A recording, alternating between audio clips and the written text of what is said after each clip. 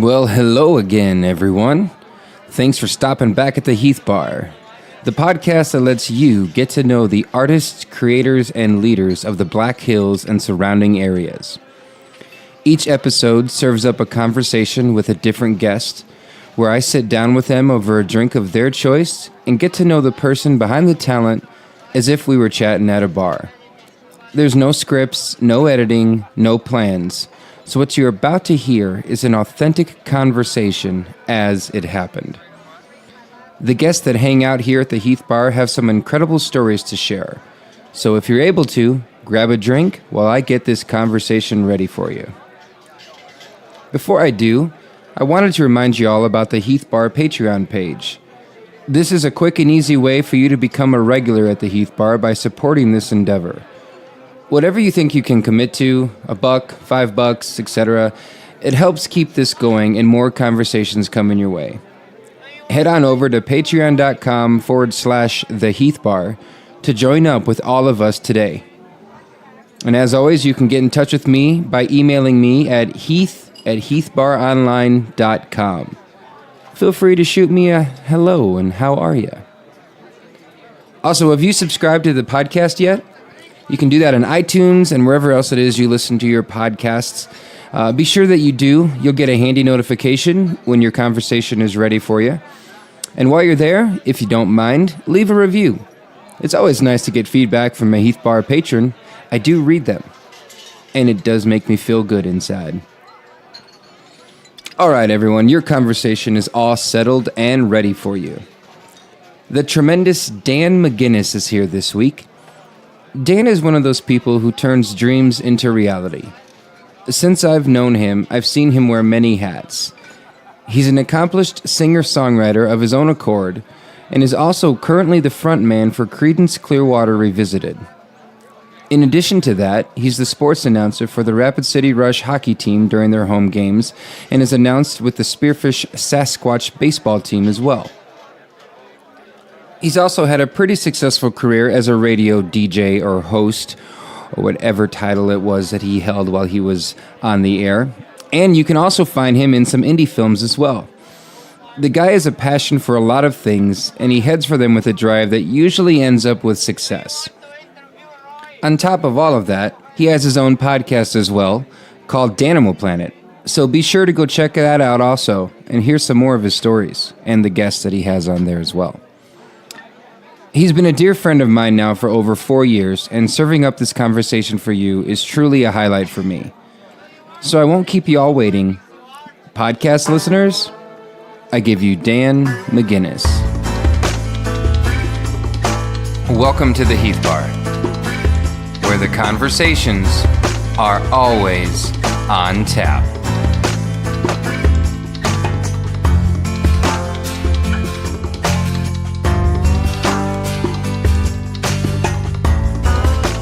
You know what also helps? This. The brew. Yeah, cheers, dude. Dude. Welcome to the Heath Bar, man. Are you recording already? I am, dude. Oh, thank you for having me. I appreciate it. Oh, this is great. Mm-hmm. Damn. my fancy little setup in the kitchen. It. The kitchen's great. Kitchen. This house and this kitchen with the ceiling the way it is, reminds me of an old Irish cottage. Yeah, that's like an old country. Was a big selling point for us because we had just been to Ireland. And we had been in some of these houses and that we're like, oh, this kitchen feels like Ireland. Yep. So we bought it. It's cozy. No, one day this will all be this will have a actual shed. I'm gonna actually build a Heath Bar in the backyard. Nice. And we'll have a bar with some killer boom mics, and so when we're sitting doing the podcast, I'll have at least 3, and we'll be able to just sit around an actual bar. And when I do mine, it's going to be the cables are going to be in the wall, like through a snake. No more like at a gig, tripping over cables, and they didn't get wound up all the way. It's like you buy really nice cables. Wire them into the wall and have a snake or a DI is just like, and that's it. That's it. That's what those are for. You don't have to pull them to take them to a live gig. You can just leave them there. You turn it on. Yep. And it's like a guitar. Yep. If the guitar is in the case in the corner of the room, you're less likely to play it because you're like, ugh, got to take that stupid thing out of the case. And then, but if it's sitting on the guitar stand and it's open, you're gonna play it. Yeah, I've noticed that. So when part of the reason we bought this house was because we were going to remodel it at some point. But in the meantime, when you are a family of 4, soon to be 5, living in 900 square feet, everything's got to get put away when you're done using it. Yep. Because you got to keep it tidy. And not that you don't have to keep a bigger house tidy, it's just a lot more noticeable when it's super small. Yeah, so my guitar sits in my case a lot. And bigger house, you just have more room to stash. You do. Stuff. You can have like a whole room and just there you go. Yeah, but then that's also a curse too. You're like, well, I got a bigger place, so I need more stuff. And then you like run out of room again. And I did this before we knew we were moving because we just moved into a new house, and I got rid of one of the couches in our living room, and the living room in the old house was bigger. The comfortable one? I don't know. Yeah. The dog's on it all the time. I can't tell. It might have been the one I really liked. But I just I got sick and tired. I felt like a running back in my living room, like weaving in and out, like turning side to side, stubbing toes. It's like, man, fewer things hurt worse than stubbing your little pinky toe and it like the burning sensation. And then you look to see, is it still attached? Dude, it's a problem. Like in the evolutionary process of humanity, I'm curious how long it takes before the pinky toe disappears. Because people lose their pinky toe and they can walk and run just fine. You don't lose any balance. That's the problem, if you lose the big toe, just like a thumb, it's the thumb of your foot. Right. You know. You lose your big toe, man. You're screwed, man. You're having a hard time in the 100-meter dash. You can't hire that guy. Why? He's qualified. He doesn't have a big toe. He doesn't have the toe. You know, he doesn't have that balance you're looking for. If he's wearing the wrong shoes, you're screwed. Yeah, and on Friday it's casual day, so you know he's going to come with open toes, and no one wants to see that. I almost spit beer all over your brand new microphone. Can you imagine that? It's Hawaiian shirt day. Tim, you got to wear shoes. Boat shoes, please. No sandals. Boat shoes. Steel toe boots. The bro yacht shoes that you see them all wearing with the khaki shorts. The Steely Dan shoes. Oh, there you go. Yacht rock. Steely Dan. Steely Dan is an acquired taste. It's taken me years to get into Steely Dan. So, I just recently found... Tyler Mahan does Cocaine and Rhinestones. He's got another podcast he does with a buddy called Your Favorite Band Sucks. Oh, yeah. Have you listened to that one? Yeah, parts. I'm almost afraid to listen to it. He'll ruin every great band for you. I've heard so many things, and then you were telling me about it once, and somebody else, they're like, he's right. He brings up good points. I'm like, well, you would have to if you're going to call your show. If you're going to call out Led Zeppelin, right? You better have something to back it up. Yeah, and he's got... I mean, his whole kind of persona is he's the music guy. He's the one that knows the history and everything like that. So he kind of presents himself that way. But if you've got this show, the latest one that just dropped was Metallica. Now some of it's like low hanging fruit. Like I always kind of been a fan of Metallica, but definitely not favorite band. You know what I mean? No. And that's his thing. He's like, it's not that you can't like these bands. It's just if that's your favorite band. You deserve to hear... Your favorite band sucks. Yeah. You know? Right. But he starts off like he calls out the Beatles, and then the next episode he calls out the Rolling Stones. But one of them was Steely Dan. Yeah. And I think he talks about their name, and he's like, their name means, and he goes into it. Yeah. Well, what do you think? Like, who would you mention as a band that would be overrated? Like, do you have one of those bands off the top of your head? So, I mean... Like commercially, but like not so much musically, but like it has to be commercially because... Yeah. So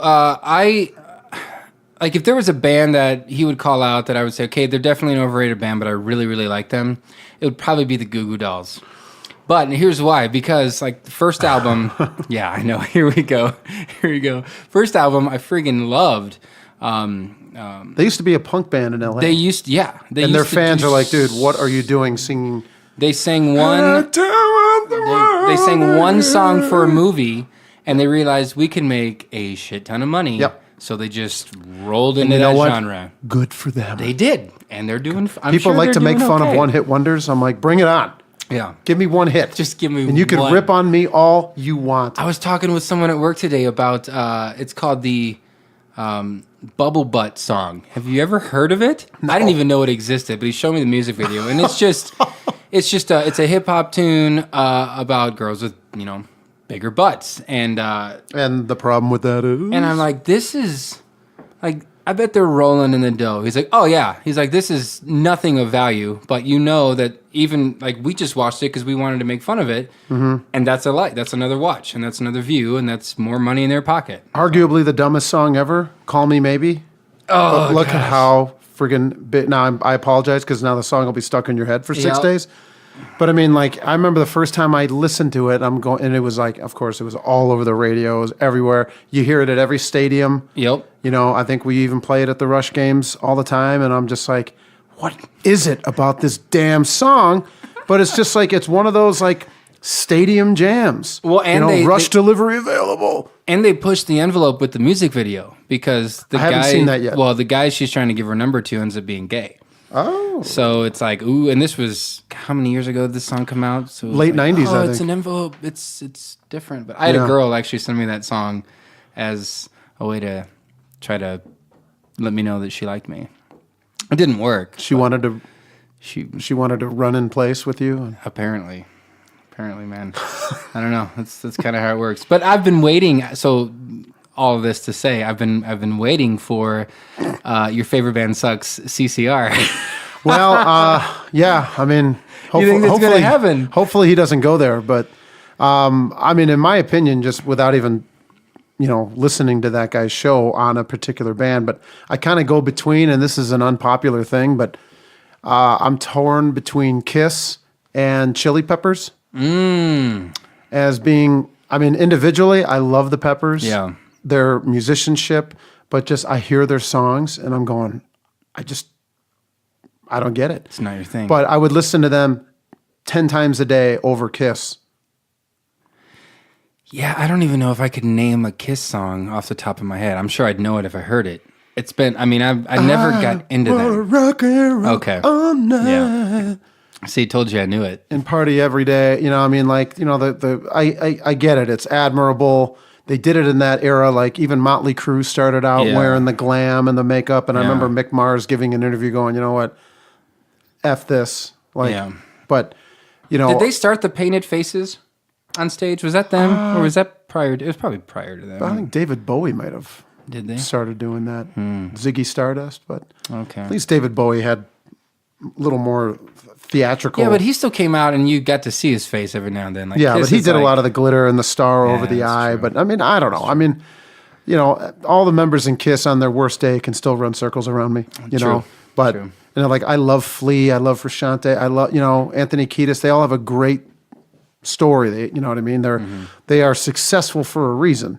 We're just entitled to say our opinions. We get to have our opinions. I just think they're overrated. We get to mouth off in my almost Irish-looking kitchen about them, and no one's here to stop it. Oh, there'll be plenty of Guinness on tap, my lords. We're going to do that. We're going to build 3 taps in our kitchen. It's awesome. And we're gonna try to get Guinness on tap. I want that to be one of them. It'd be sweet. Yeah. It might be a problem. I might be a bad idea. They're not the cheapest kegs around. They're not. And but they're so delicious. I think I don't even know. I haven't priced a keg in a long time, but I'm guessing it's close to 200 or more for a keg of Guinness. Yeah, I'm betting if you just buy it straight out, unless you know someone. I'm sure you can get one here or Rapid. Yeah. Chat with someone. Yeah. 'Cause you've got family from Ireland, don't you? Oh yeah. Yeah. Was it your dad born there? My dad was. Yeah. Still lives there? No, he lives in Chicago. My only two, him and my one uncle in Chicago, are the only two that left. Everybody was still there. Oh no, jeez. Why did they leave?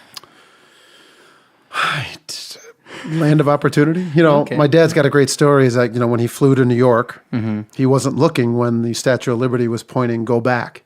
Oh, He loves to tell these stories about. What year was that? What year did he come over? It's been bloody terrible. He came over in 1958. Jeez. Yeah. Okay. And he got a job with I think it was Old Dutch Root Beer in Chicago.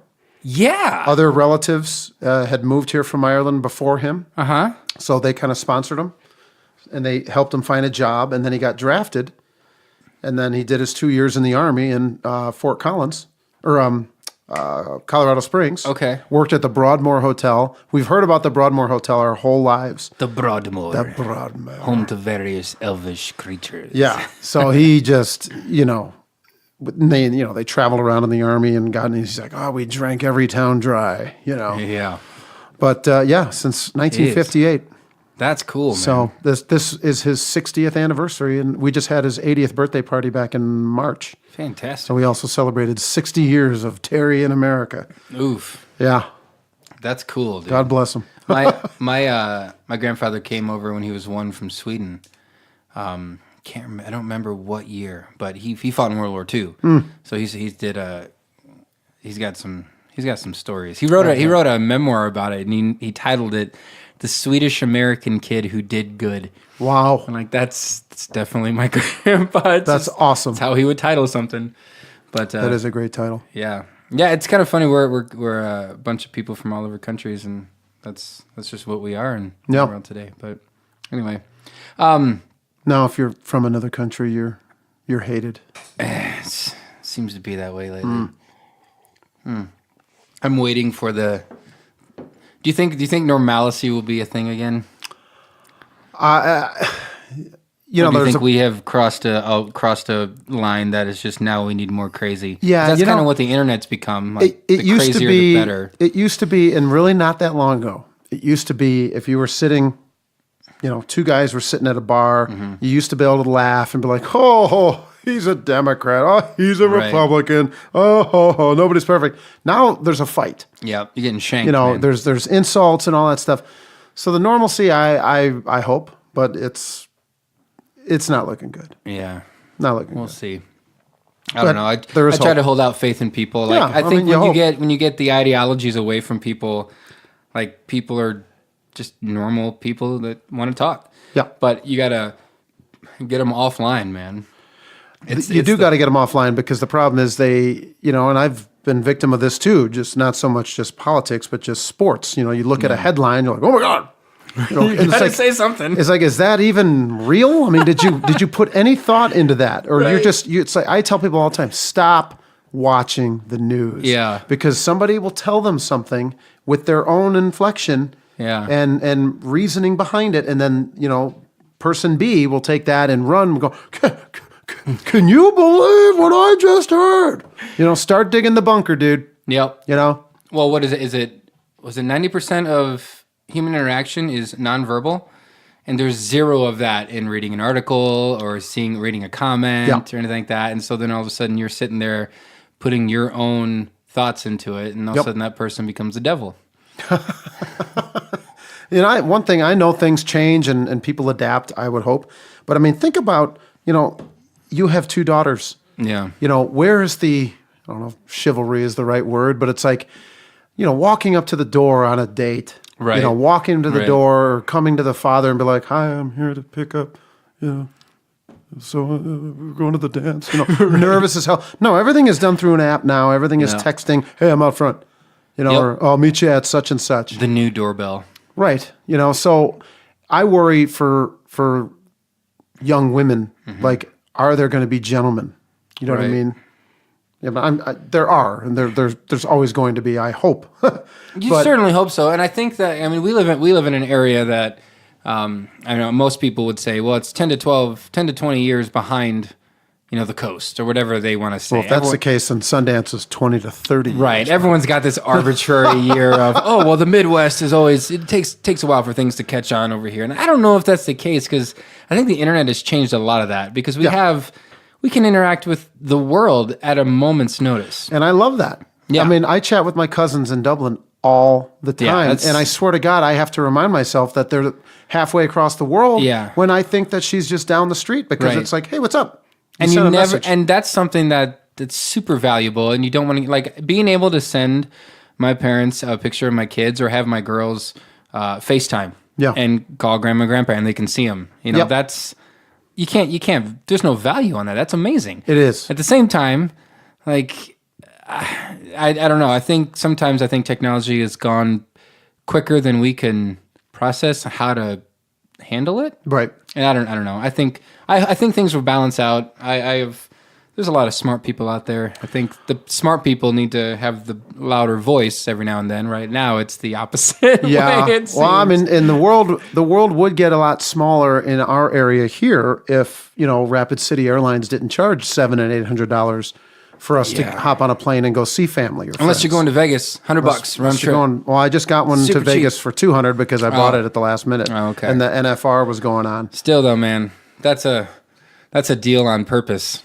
Come down here, spend your money. Well, that's, Allegiant Airlines, but like I went up to use the air thing on my thing and I had to swipe my credit card to use it. Like they charge you for everything. No, but I was like, okay. It's like, you want to sit down on our airplane? Well, you didn't say anything about sitting down. You said a flight. You didn't say you wanted a chair. Yeah. We need a pilot. It's like, okay. Anybody flown? Only in video games. Works. Yeah. some of those video games, man, they're pretty graphically. They can do it. I will play like Madden or NHL like late at night, like if I'm not tired yet enough to go to bed, because then I'll just lay there and read stuff. See, I get into the like Batman or Spider-Man games where you can go anywhere in the city, because just the amount of work it took to build a city and replicate a city. Well, and blows me away. I have the not the latest, but the 1 or 2 versions ago of Call of Duty, where it's only one campaign. It's only like that city or whatever, like that story. I want the game where you can like, I want to go back to Chicago and, Yeah, this is what I'm going to do right now. I heard Red Dead Redemption is supposed to be like that. It's like Wild West setting, but you can do anything. I had the first one on PS3. It's an outstanding game, but I've never even played it. I've heard the second version, they've gone way more in depth. And then like I played this thing for like hours and hours and hours, and I like barely made any ground on it. So that's the one complaint I've heard from people that have been playing the new one, is that they went so out of whack with the story. Because they had 5 or 6 years in between the first and second version. So people are complaining now. They're like, man, I played this game for 2 weeks straight, and I'm still on level 2. You know what I mean? So otherwise you just start riding around on your horse shooting, jackrabbits and everyone becomes an outlaw just because they're bored. And like after a while, I'm just going to start shooting people on my horse. Oh, that's funny. Didn't think we'd talk about video games, did we? I didn't. I did not expect this as the start. No, not at all. But that's fine okay. With me. Yeah, that's okay. So we're drinking the Rush Enforcer Ale, which is one of your new gigs. So you're kind of a, like, if you were to say, some people get careers and they hey, this is my career. You're more of a, if I was to like shoot off the top of my head, it's more of a gig thing. A hack of all trades. I'm a jack of all trades, but a master of none. That's right. Well, I mean, that really is the truth. I mean, because you do a lot of different things, and you have done a lot of different things. I have always believed, like, the more irons you have in the fire, the more chance you have of something striking or taking off. You know what I mean? Like, I did try parts of my life where it's like all I did was music, or all I did was school, or I still want to get my psychology degree, you know what I mean? But that's going to take a lot of time and, school hours and math classes. Psychology.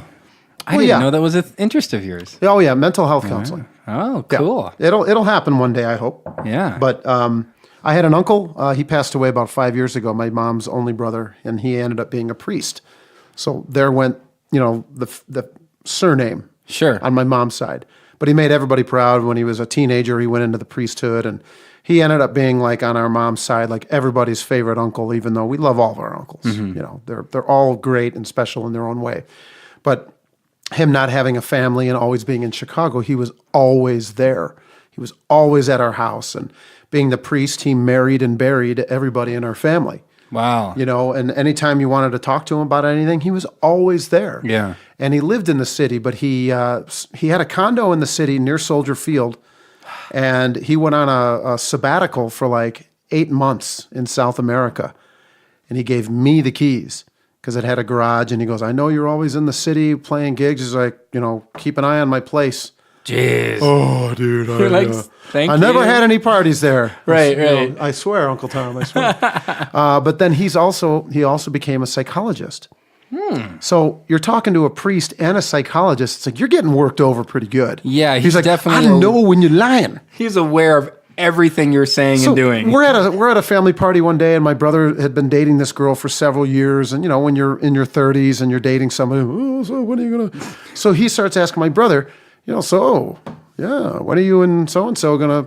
He's like, oh, well, I'm looking at rings, and so I pull my brother aside. I'm like, dude, you're lying to a priest and a psychologist. He's on to you, man. He already knows. Oh, he knew you were full of shit. You didn't even have to answer. You just had to look at him. He was just one of those guys. So anyway, for years and years, I would always sit and visit with him. I'm the youngest of my family. So whenever any of the relatives came over, I was always like, I want to visit. Right. I want to sit at the adult table. Back when people still smoked in your kitchens, right. My mom smoked, in the house all the time. It's just like, good Lord. What was her brand? She was the Virginia Slims, the 44 Magnums, man. Those things. She needed two hands to hold it up. Yeah. So he would always say to me, he's like, this is years and years ago, before I even knew what a guitar was. He's like, you would make a very good mental health counselor. And he would just kind of plant that seed in my brain whenever he'd come over or whenever I'd see him. So as I got older, he was working as a psychologist at a hospital in the city. And he was like, I'm going to try to get you a job here because maybe the hospital will pay for you to go to school. Ooh, yeah. And I'm thinking, I don't care what kind of job. I'll run, I'll get a nice pair of running shoes and I'll be a porter or whatever they hit. Right. I'll run stuff all over the hospital. And that never ended up happening, but that's always just kind of... So anyway, when he passed away, my aunt was cleaning up his stuff, and she gave me all of his psychology books and lab books and everything. I was like, oh my God, these books are hundreds of dollars. And, I'm sure there's new editions and whatnot, but I'm like, all right, just seeing the books, it's one of these things. So my whole thing with music is psychology through song. You are playing a gig somewhere, you want people to feel good. It's a no-brainer. Yeah. But I am motivated at every gig to, if there's 3 people there, which we've all been there, I've played to many a bartender, or if there's 100 people there, it's just like you want them naturally to walk away going, wow, that was a fun night, and then they get your card or they email you or whatever they do on social media to find you, or even before social media, you sent cards in the mail. Good Lord. You went around the week before with posters. Be glad you didn't have to do that. I used to pass a clipboard at my gigs. And if you couldn't read somebody's email, and then, then you got hundreds of email addresses, and then you're sending out these, oh my God, it's just people still do that. I know. It's a big thing, especially newsletters. And it amazes me that how people have the time to make newsletters. I mean, maybe if that's all they're doing, if it's all I'm doing is music, so I've got time to do it. But there's a few friends of mine that have podcasts and they do newsletters, and I'm like, I should probably do newsletters. I'm like, no, I don't even know what I would send. For people that aren't on Facebook or Instagram, it's just like, I'm sorry, I don't know how to reach you. Right. I'm sorry. It's the technology we were just talking about. I mean, unless we get to a point where we have street teams, you want to hire an intern. Street teams. Oh, that was the thing back in, I remember that back in the day. And you had them in each city. Sign up to a street team, and they'd send you a cool packet of stuff. You'd be like, oh, cool. And you get 100 posters to go hand out. And they would never leave my room because I thought it was so cool to have all these posters. And it's, what benefited me was having lived, obviously, in Chicago. I lived in Arizona, now living in the Black Hills, but I had friends and family in California, Texas, you know what I mean? So you had not only just maybe a place to crash when you went and played in that area. I'd done a lot of couch trips, where you play. Couch tour. Yeah, you just go and play an open mic or something, and you crash on somebody's couch, and then you're off the next day to the next thing. But, the psychology thing is just one thing, but I've always, long before music, wanted to be an actor, wanted to be in radio, and then I started hanging around, musicians and stuff, and then I got hired as a roadie. I was running lights. I was for a venue or for a friend's band, in the city or in the suburbs. They played all over Chicago, Wisconsin, Indiana, all the fairs. Wow! But I mean, I figured when I was a roadie, you're there at 2, and they had a big, U-Haul truck full of gear. I mean, it was the real deal. A lot of work went into a cover band. Yeah, but they played, 250 shows a year. I mean, they were, and these dudes had their day jobs. You know what I mean? We'd drive up to Wisconsin, play a show. You're back at 4 a.m. Guys are at work at 8. So I figured, man, being a musician has to be easier and more fun than being a roadie. And it's like, it just has to. And they would call me up. They're like, oh, we're going to, they would cover a Fogerty song when, they started this BS. Anytime I get mad that I'm a musician, I call my buddy. I'm like, you started. Made this happen. I was happy being a roadie. Your dad would pay me $30 a night cash, and I was 18. Oh, I was like, dude, $30. Oh my God. Never mind the 7 hours that it took to earn that $30. Right. That didn't matter. It didn't matter. I was working. I was. We'd have some cigarettes. We'd have some drinks. In certain bars, they didn't care. Now that would never happen. But right. I'd get home at 3 a.m. But my buddy's parents were a part of the band, so my folks were like, well, he's with them, so he's good. We're not worried about him. Yeah. They'll keep an eye on him. Yeah, dude. I was dancing with girls and drinking and smoking. You're 18, 19 years old. I'm staying out till 3 a.m. Jeez. It was awesome. It's like. Wow. And I'm like, performing has to be easier. And it certainly is. So this is how psychology took a back seat. Kind of. Not so much, though, because your shows are, like the showmanship in your shows it's almost second to none. I mean, you're interacting with the crowd, you're talking to people, you're cracking jokes. Everyone, you've got a great repertoire of music that you play. So, like you were talking about, when you want people to have a good time and have fun, that there's some psychology in that. So you just kind of... People can't see me touching your arm saying thank you. You are. That's what I'm doing. It feels good. It feels like I'm being petted. It's the dog. It's not me. Where did you get? Don't call his name. Well, and that's... I remember in Sedona, Arizona, when I would first really start playing. I was 22, a late bloomer. Most... you talk to Guth, he started playing guitar when he was probably like, 12, 10...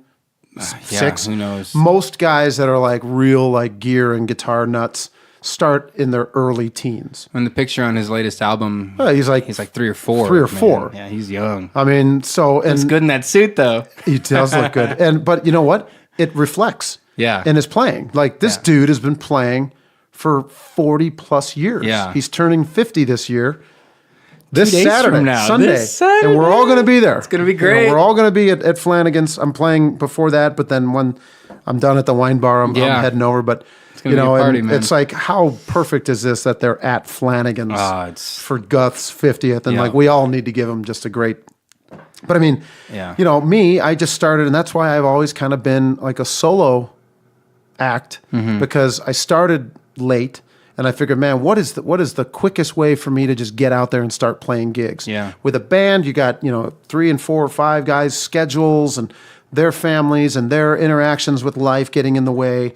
I'm thinking, man, it's just me and my guitar, and I'm talking about like in my early 20s. Sure. I did play in and with bands, but for the most part, it's just like, all right, well, a lot of smaller places only have the budget or the space for the noise capacity. For a one-man, right? I hate saying one-man band because it's a dumb thing to say.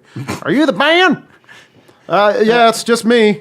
Oh, we got a one-man band. We got live music. You take requests, and I'm like, well, only if I know them. Right. I always tell people I'll take requests, but I'm going to try to play it, and that's going to be your fault. So then I never get requests. You want me to butcher the song, and then they play whatever I want. They get on Facebook like this, and they post a video of you sucking on that song. Right, and it was like, oh, you played our song. It's like 12:30 in the morning, and everyone's super hammered. And you're like, don't tag me in that. I know. I've been at gigs where I'm like, just please no video. Just like I am not having a good night. Yeah. But what are you going to do? But so anyway, it's just it is kind of a jack of all trades. It's just like, anything like entertainment wise, I just wanted to do it. Yeah. And the radio thing slowed me down in high school because, like colleges will come to your high school career days and whatnot. Columbia College in Chicago was the big one for arts. Anybody that wanted to be in film school or radio or whatever, the majority of them went to this particular school. So that's like, I'm going to Columbia. It's not the cheapest school around, but, excellent, education there, the job search and all that crap. And my counselor wouldn't sign the slip to get me out of class. She's like, oh, and she literally said this. She's like, you don't want to work in radio. There's no money in radio. What year was this? A freaking guidance counselor. What year is this? 96. What? Yeah. Well, probably 95. That blows me away. Yeah. I mean, not 1963 where it's like, you need to join the military, young man, and provide. Yeah, like how many radio stations have like full-on careers of not just DJs on the radio, like tons of different things. Yeah. You know what I mean? Growing up, that's crazy. Like, you know, I mean, I mentioned the psychology thing, but I'm like, I still didn't know what that was. You know, I didn't know what the hell a mental health counselor did. Yeah. You know, but I knew what a radio guy did. And I listened, I was a young boy listening to White Sox games every single damn game on my little radio in my bedroom while I was supposed to be doing homework. And I would even write out the box scores in the newspaper. I would copy the box scores into it, and I kept a notebook, and I would write down everything in the box scores, and I'd like study the box. It's the only math I'm good at. Yeah. That's what's keeping me from psychology school is all the, you know, algebra and all the other crap, because of one of our crew guys in Creedence just, you know, he's going through school for the same thing. He's like, dude, I've been dreading these math courses for years, he said. Dude's in his 50s. And he's like, you know, good for him. He's going back to school. He's like, I want to get the hell out of this business. I'm like, good for you, man. Yeah. You know. Do what makes you happy. There's many good things about this business, but, you know, every time I meet somebody, they're like, oh, I got out. I'm like, well, you know what? You survived. Good for you. Like, people like to frown on that. Like, oh, he couldn't make it. No way, dude. When somebody quits on their own, you know? Yeah, they like call him a has-been. If all of a sudden we don't see you on the front face of everything anymore, people think you're done, if you're not on the or, radio with a hit song every day, you're a failure. Yeah. And that's what we have to deal with all the time. I get it a lot. And it's because you're the lead singer don't of see all the CCR. other stuff. What are you doing playing in this bar? Right. I had one guy say to me, like bold-faced, right to my face, he goes, oh, I guess it's not going that well for you, is it? Oh. I'm like, wow. I'm like, well, you know, whatever. I don't even engage with that. My question is, I wonder who he voted for. Well, prick. It's like complete ignorance of what the business is and what the whole thing is. Like being being like a front man for a band like CCR doesn't mean, hey, every day I'm on stage playing music to, I don't know, 40, 50,000 people. Like there's other days where I'm at home, you know, and I go grocery shopping and you know what I mean? Like it's not like I tried to do today. Like For the record, everybody, the tone in my voice has changed.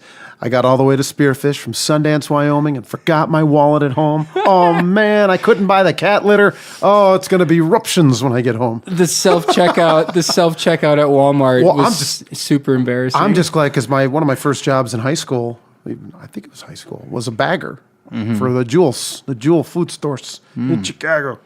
And I would witness people with full carts of groceries in the line. Usually it was like, you know, nowadays it's people's like credit cards or whatever getting declined. Yeah. It's like like how time has, you know, life has morphed into the 21st century of technology. Basically, like when your card gets declined, it's like leaving your checkbook at home back in the 80s. Yeah. You know, and I've witnessed families my family's been there. I'm youngest of 7 kids. You know, there were days where like all 9 of us had to go in the grocery store together, and you talk about like a pity party. I remember, you know, my mom tells a story now, but I vaguely remember us all being out to dinner, and the bill was more than what they thought it was going to be, whatever. And I'm just like, man, the humiliation. Like, I know how hard my parents worked. Yeah. And, you know, we rarely ever went out to eat. I mean, who the hell? Not only can you afford to take 9 people, who wants to do it? Right. Who wants to? I don't want to have to drop $200 on a dinner. In the 80s. It's like my mom probably spent her entire time like cutting up my food. You know, it's like, oh my God, I can't eat my burger or whatever I'm eating because, you know, there's shithead little Dan over here. You know, he's wearing it all on his, you know, I mean, I was a little, you know. Does Lisa still have to cut up your food today? Like, let's be honest now. Yeah, sometimes. Sometimes. She's like, you got something on your chin. I'm like, you know what? I'm still eating. Like, it's going to end up on my chin again. You don't need to point out to me that there's cheese on my chin. That way I don't have to wipe my chin once. You know what I mean? I mean, I know it's there. I don't always wear the fuzz, but like you just know when you have something on your face. Yeah. You know.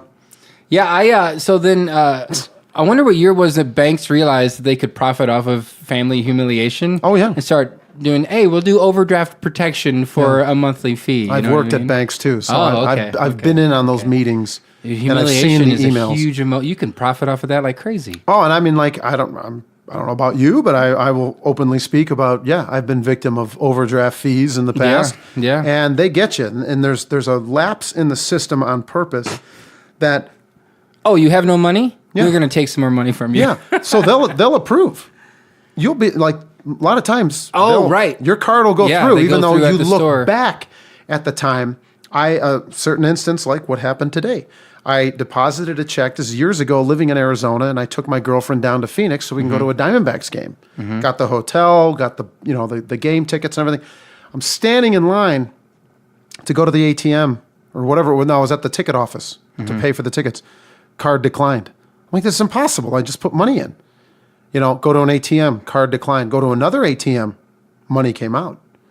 So I'm like, well, how is it that one network wouldn't let me do it, but then you go back online shady. And then you look and be like, no, the money was there all the time, but they said no, like a check, they'll cover the check, but they'll hit you with the overdraft fees. Yeah. In the old days, it just like got declined, and then like that was it. You couldn't use it. But no, we'll let you use the card, and then we'll hit you with the $35 fee or whatever it is. So I worked as a teller for like 3 years in banks. Imagine me working at a bank. That would be something else, man. I wrote songs. I was in the drive-thru, especially on Saturdays.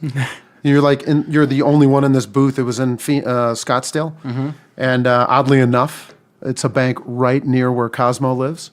Oh. And I'm thinking, man, I would have known if Cosmo walked into the bank. I would have been like, bam, bam. But I was working in the drive-thru, and this is in Arizona where people drive around in golf carts. It's all elderly communities, not elderly, but retired. And sometimes the golf carts weren't heavy enough to ring the bell on the drive-thru, so like I didn't know that they were there. And I'm just sitting there, just writing lyrics, and I still saved some of the sheets of the songs that I wrote, and it was just like, that's cool. At least I made my time productive. Yeah. As a and they're bank sitting teller. there waiting for you, like, come on, man. Excuse me, young man. I want a sucker.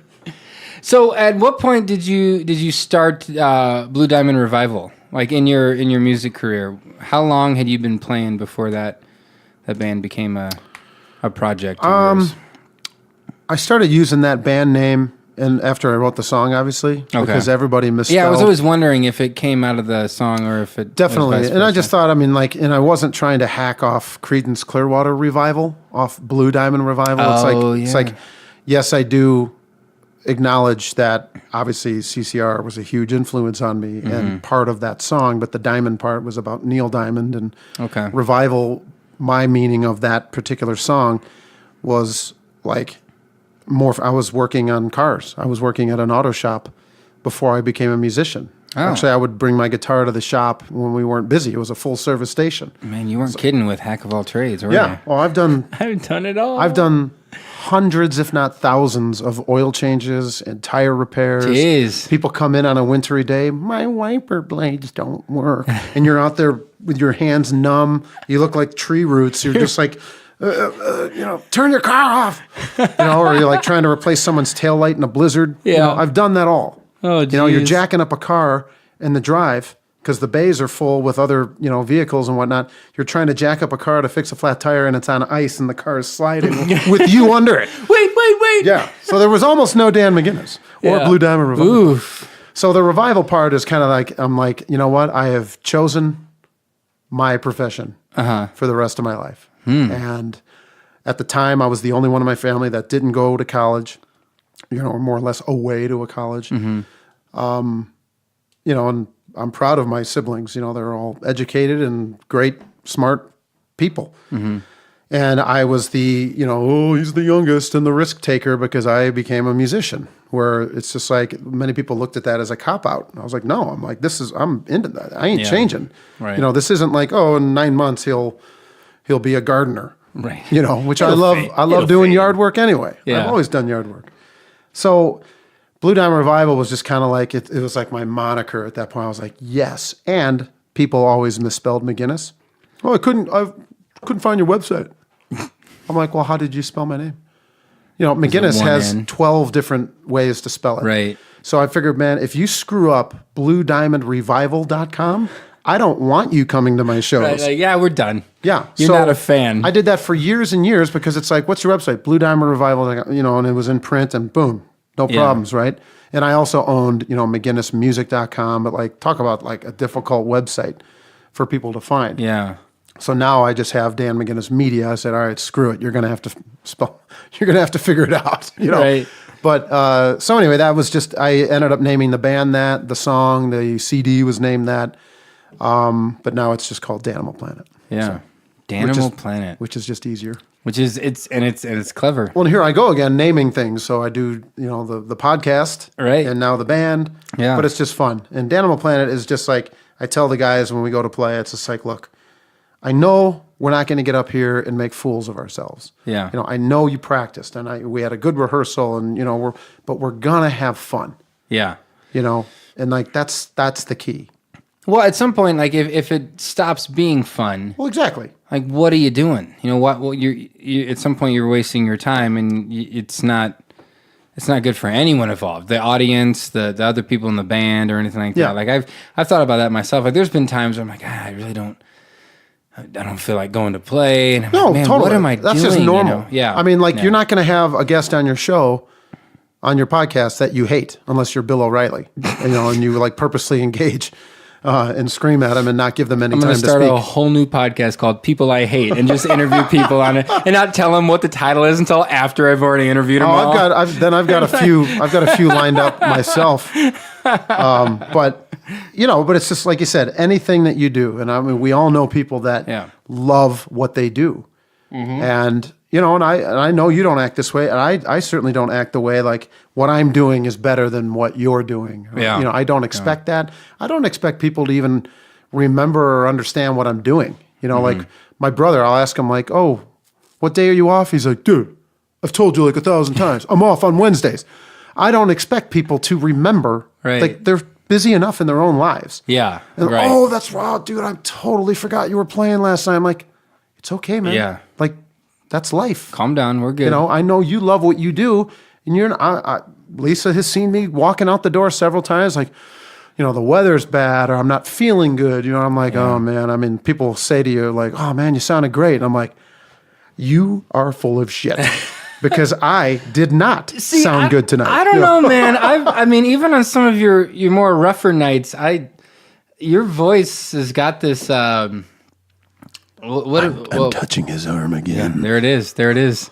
We're getting super intimate right now. Only one growler. That's where we fail. We should have got two. Got two. It is on the way home. You've got you got a killer voice. And wanting to be in psychology first and then deciding to be in music, it's really kind of handy that you had a voice like that.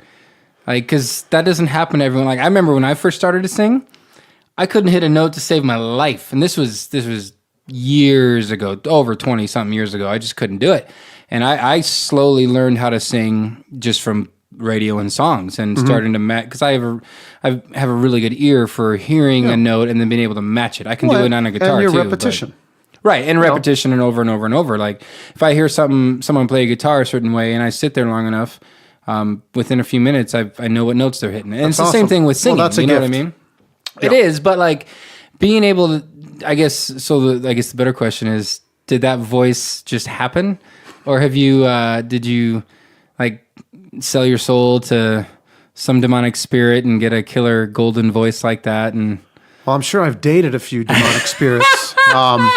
A funny story. When I had first started singing, and this is I tease myself why I think how I got so into Creedence was that I had a cassette. For those of you scoring at home, these are things called tape players in cars, before this digital age. Cars used to have tape players.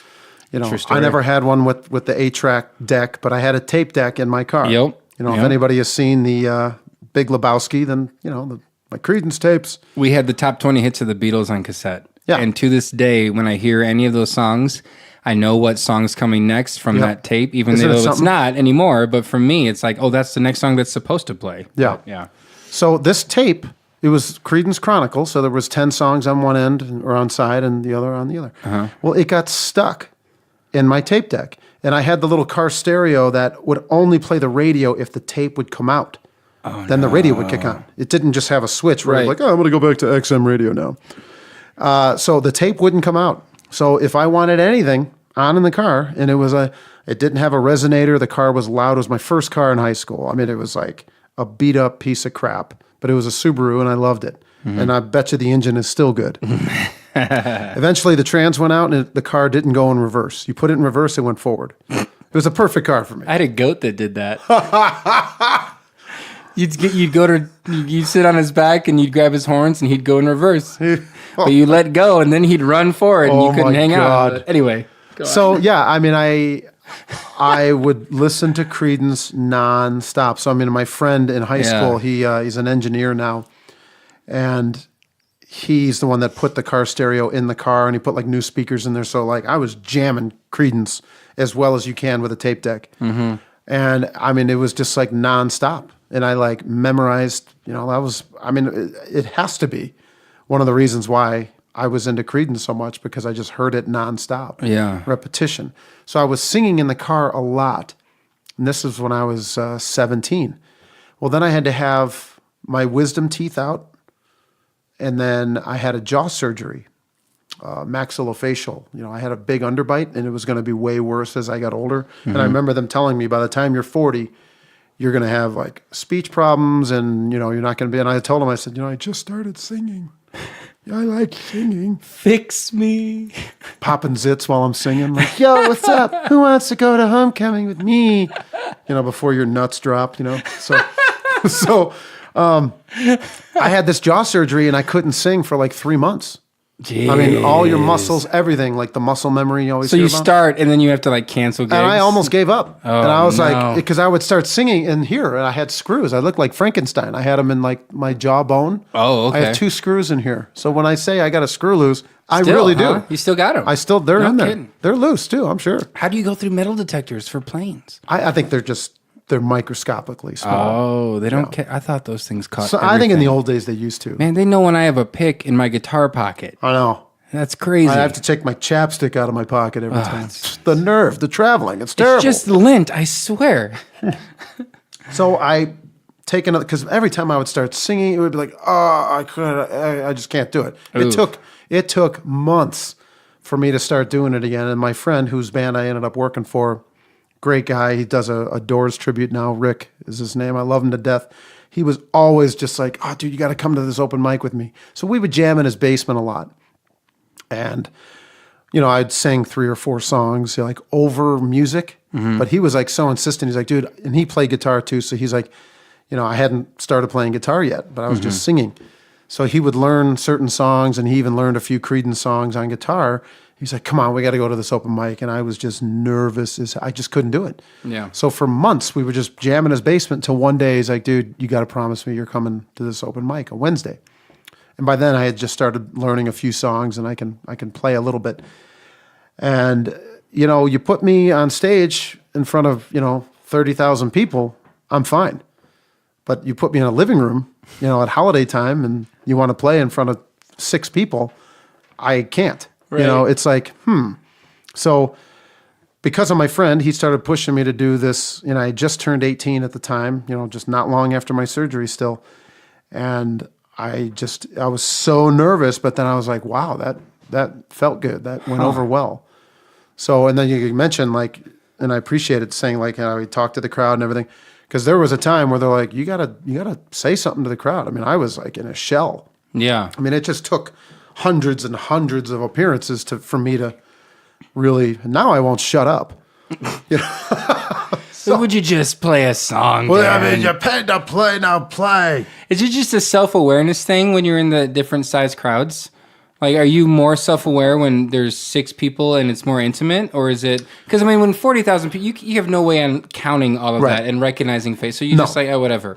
But you just get up there and do it. I mean, I say, yeah, whatever, but if that chance ever happened for me, I'd probably take it in a heartbeat. Oh, no, it's definitely a rush. I mean, you say people, sure. And it's not cliche for those listening that think it's like, they all say the same thing.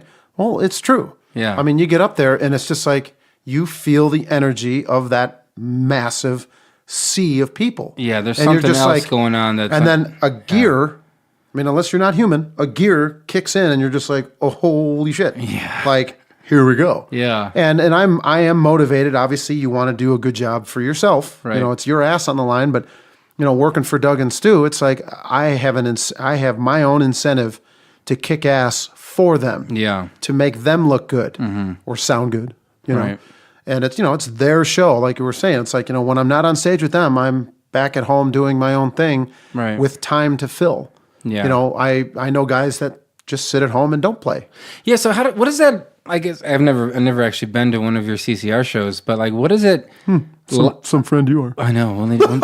We'll need to remedy that. Dan. I know. But what's it like even being the front man, singing the tunes, but in your head going, this is their show. Like, how do you? I guess because everyone's going to be still looking at you, and you're still the guy out there, but still trying to take that back seat at the same time. Or does it just, hey, we're just going to go out here and play, and it just, Yeah, and I don't, I mean, there's moments where early on, because I was filling in for several years, I would do one here, two there. Just whenever they called you. One time there was 3 years in between me subbing. Oh, geez. And I just thought, well, I guess they... How long have you been subbing for them? I guess they don't need me anymore. 2008 was the first time. So 10 years. Yeah. Wow. Yeah. So, the first year there was two. It was like one in February and then their last show of the year in October. And, I get a call like, hey, we need you in, we're flying you into Pittsburgh. And I was like at a gig and wasn't feeling good. I'd already done one, but that was, in February. Yeah. This is October now.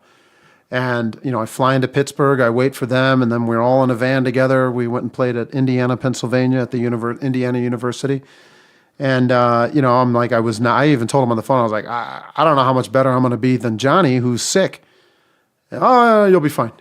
Jeez. So when I get on stage, even like when I was full-time in early 2016, he's like, all right, hey, do this or, don't do that or whatever.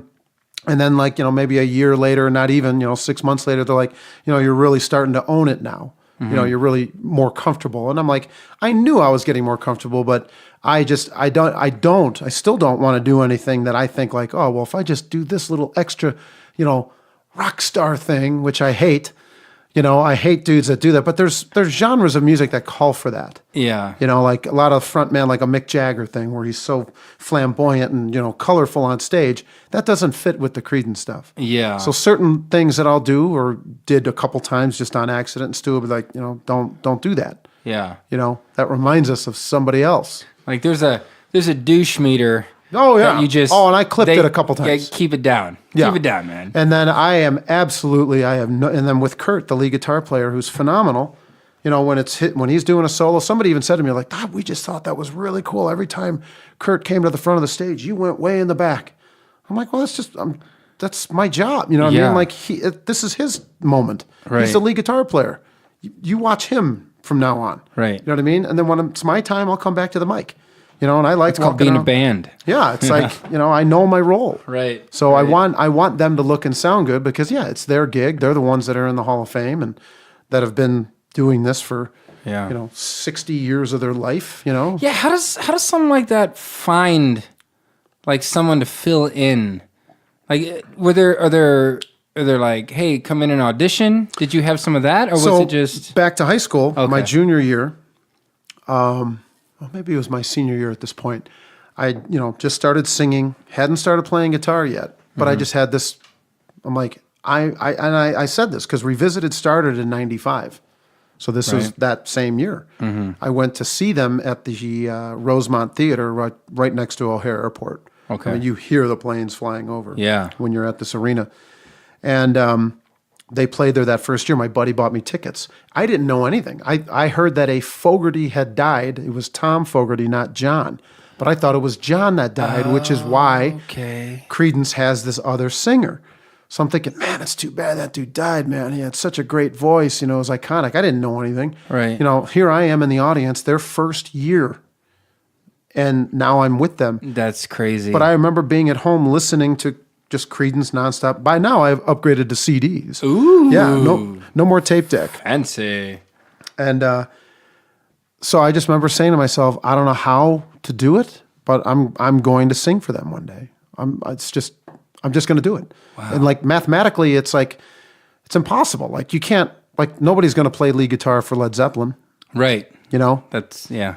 And I'm just like, I don't know how, but like as I got older and older, and then one day they came to Chicago to play the Taste of Chicago. And a friend of mine from St. Louis is, you know, I don't want to use the word groupie because I respect this person. She's a lot older than me, but she knew the band because she had gone to so many shows, and Stu and Doug always took care of her, gave her tickets, and invited her backstage, which is cool of anybody to do. Right. I tried name dropping my way to meet Kevin Cronin again the other night, and it didn't happen. Didn't work. No. But we're from the same town. But so they were coming to the Taste, and this is before everybody used blind carbon copy in their emails. Okay. So you just see like a glob of emails. Right. So I saw Stu's email in there, and I was like, I just had a ballsy McGuinness moment. And I sent him an email going, hey, I hear you guys are coming to town. I'm looking forward to the show. Let's get together and jam. He's probably thinking, what a douche. Yeah.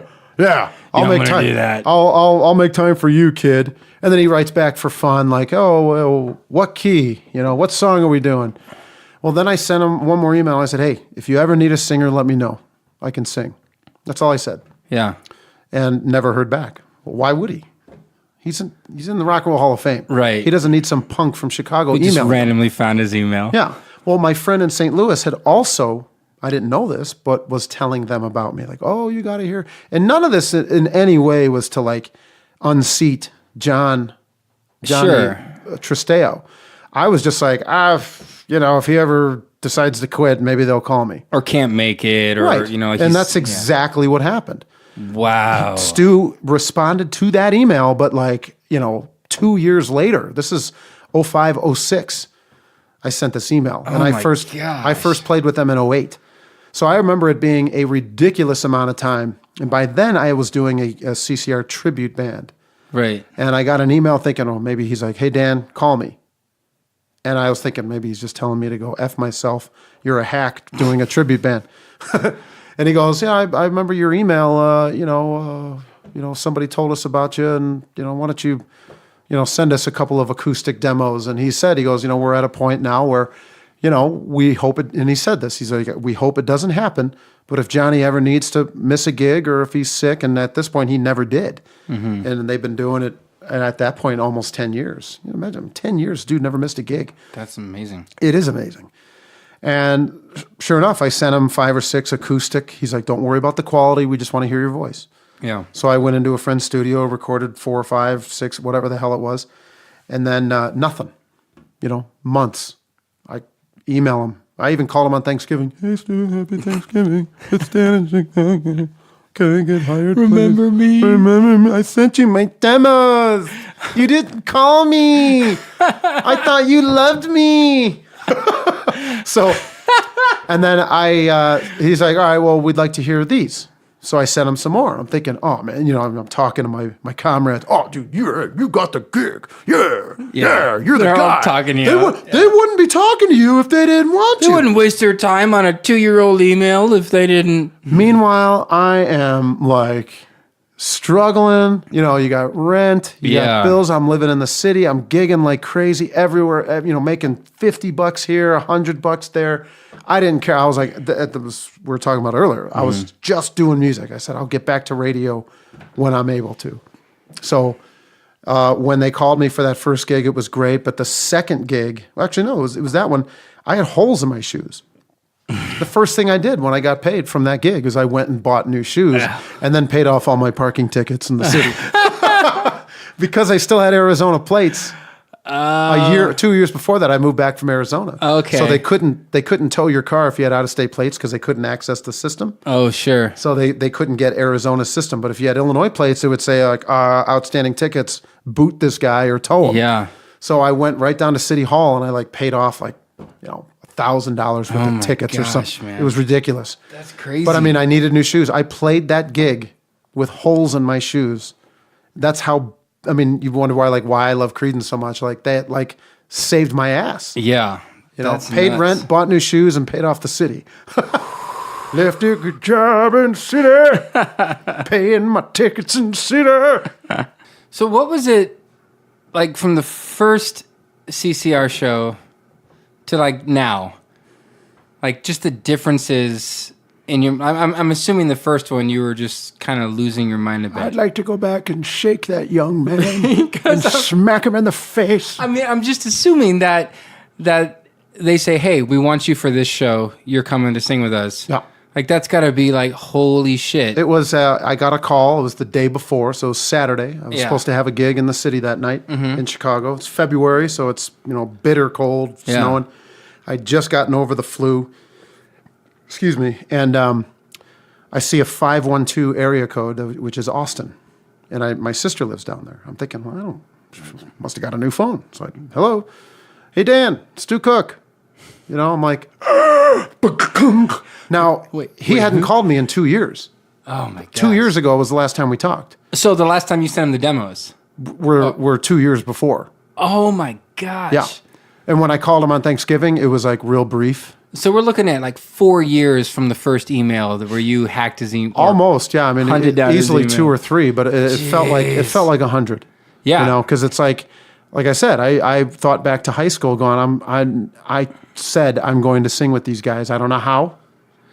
And now it's like, it might actually happen. So I was even more motivated. Yeah, that's one of those like hit the golf ball shot and just, hey, you know what? I don't know where it went. Yeah. But hey, I'm going to take that shot, shoot it out there. Yeah. There you go. And just, really, I mean, you hear about it. It's just the persistence is, who knows on their end what they liked first or what they heard first, or if my friend was telling, oh, you got to really give Dan a chance. Well, we've got a guy, and Johnny's great. Right. Johnny was great for 21 years.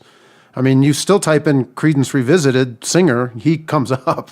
Right. I mean, like I'm on the website, but like there's hundreds and thousands of videos, right, and online content.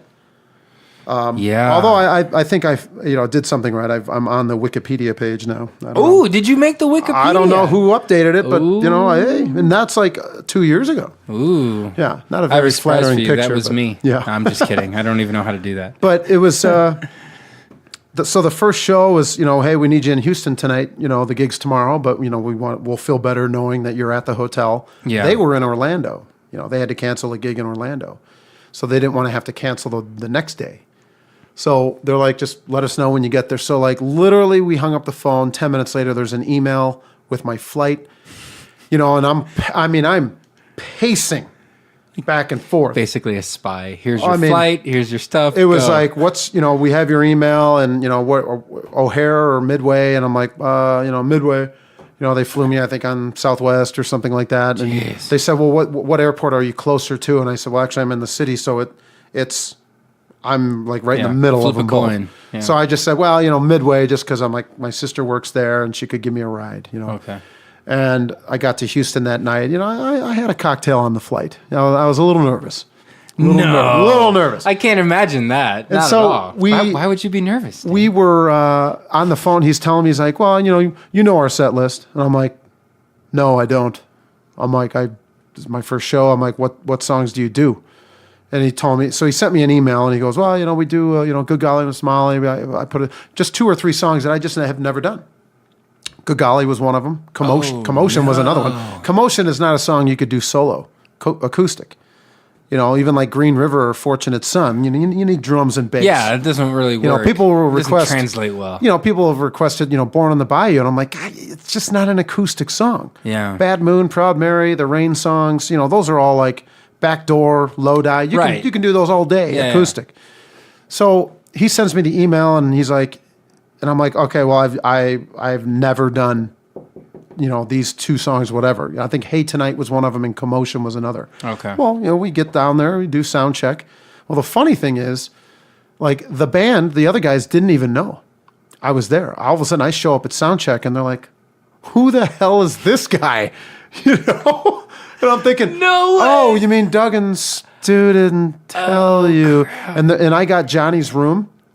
Well, they took care of Johnny. Johnny had at this. I think it was the Adams Mark. Awesome. The Adams Mark Hotel in Dallas or Houston. He had a 2-level suite. Shut up, dude. So walk into this. I walk into this room and I'm like, where the hell is the bedroom? Oh, look, there's a staircase. Oh my gosh. It went up into this just lavish. I mean, you talk about a first time spot. They should have put me up at the Super 8. Yeah, just the first night, just be like, cool it, kid. Yeah. You gotta earn your. Calm down. Yeah. Calm down. Simmer down now. In a few years, you're going to be playing in Spearfish, South Dakota to 6 people sitting in Heath's kitchen. Yeah. So calm down a little bit. So when I'm pacing in my apartment, talking to Stu about, the flight, you should have the flight by now. We're still on the phone at this point. And we're talking about the set list. And I just said, all right, well, because even though I was a very novice, young professional, I knew, all right, what do you want me to wear? I knew not to just get up in a Hawaiian T-shirt for a Creedence gig. Right. And he's like, well, just no plaid. Oh, they don't like the lumberjack hipster look, do they? That's just what their buddy wears. Oh, okay. Yeah. Gotcha. So that's what I was wearing with my tribute band. So that's all he said was no plaid. And then my next question was, what guitar do you want me to play? I had access to, I had a Les Paul or a Strat. Mm-hmm. And he goes, well, bring the Strat. It's universal. You can play anything on a Strat. Right. So I brought my trusty little black and white Strat, and 4 hours later, I was on a flight to Houston. So at the gig, I was just kind of like deer in headlights. I had a moment. I heard it through the grapevine. Is like 15 songs in, I think, at that point where we were doing that song, and it's a 12-minute jam, and all of a sudden, I just remember I'm standing next to the drum riser.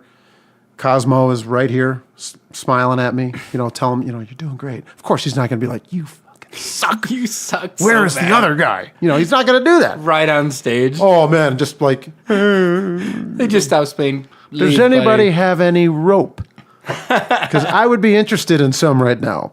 You in the front. Yeah. Do you know the words? Yeah. Get up here. Yeah, like Jewel on her cell phone. Yeah. So, but. I was waiting for that. So.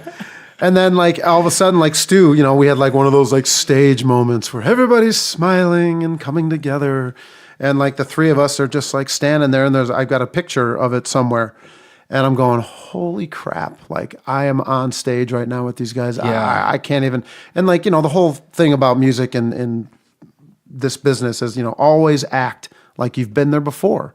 And certainly act like you belong there. Right. So I like to believe I always, I've never gotten on stage and crap myself, like, or, like purposely shit the bed, or, you know what I mean? Like, right. Whether I'm at 100% or not vocally, I still just like, I've been on, right. Whether you leave the house and you're like, I'm just not feeling it. Well, I've always felt it, I know my role, and I go, bam.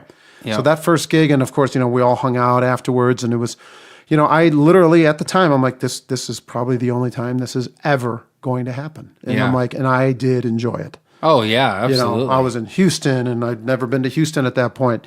And I was in this insane hotel room and hanging with the guys and the crew, and everybody was grateful because, they worked that night. Yeah. And I know that value now. It's like, I'm always needing to take care of myself because there's other guys. We're all relying on each other.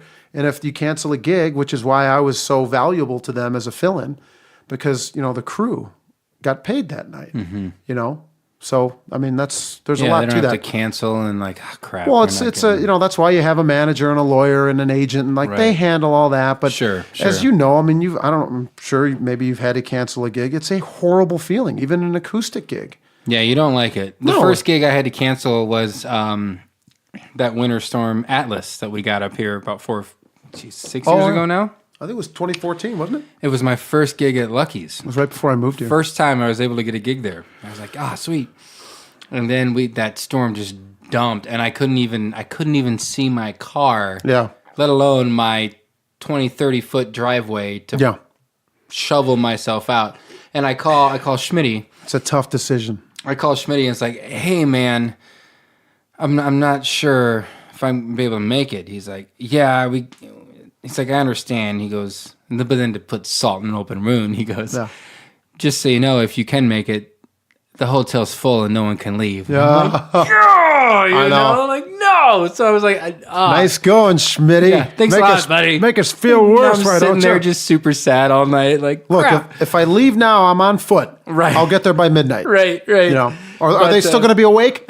Are they going to be in the pool area? But it was, I mean, it still, even though that was completely not my fault, it sucks. God, no, it's sucks terrible. Because you plan for it, you get excited for it, you prepare for it, you've got your set list, and you get, crap. In so many instances in Chicago, I needed the money. Yeah. And a lot of my gigs were like, I had an agent gal that I worked with, and she would take a small commission, and a lot of the gigs didn't pay very well. But I mean, you can, in a city that big, you can work 4, 5, 6, 7 nights a week if you want. Sure. So I had a lot of Tuesday and Wednesday. It's not a Friday, Saturday only thing? No. But, nice. They'd make you play 4 hours, and it sucked balls because you're up there forever and you just hate life. At the end of the night, you're like, I had to play Brown Eyed Girl twice tonight. Like, where's that rope I was talking about? Where is that? But, I would drive halfway, from the south side all the way to the north side or the west side, because it's like, man, I need that money. And, the road, they were pretty good about the roads there, but when it's coming down like that, you have nothing. But a key that I always stuck to, never answer your phone the day of a gig, because it's usually the venue calling to cancel on you. Oh. So I would show up. I'd get the voicemail like, hey, the weather's really bad. We're just going to cancel the music. Well, most places have an accountant and a day person that's already cut the check. Yeah. A lot of times you get screwed too. We're like, oh, you're going to have to come back tomorrow. Nobody, right. You just want to punch them in the face. But like a lot of time, I would say, 70% of the time I would just show up to the gig. And either they would still send you away, but you showed up. Hey, I did my part. I'm here. Right. I'm ready to play. You are paying me now. Yeah. One time I answered the phone and be like, oh, yeah, you know what? Don't even bother coming. It's slow, or we're going to close early. Well, then now you don't get paid anything. Right.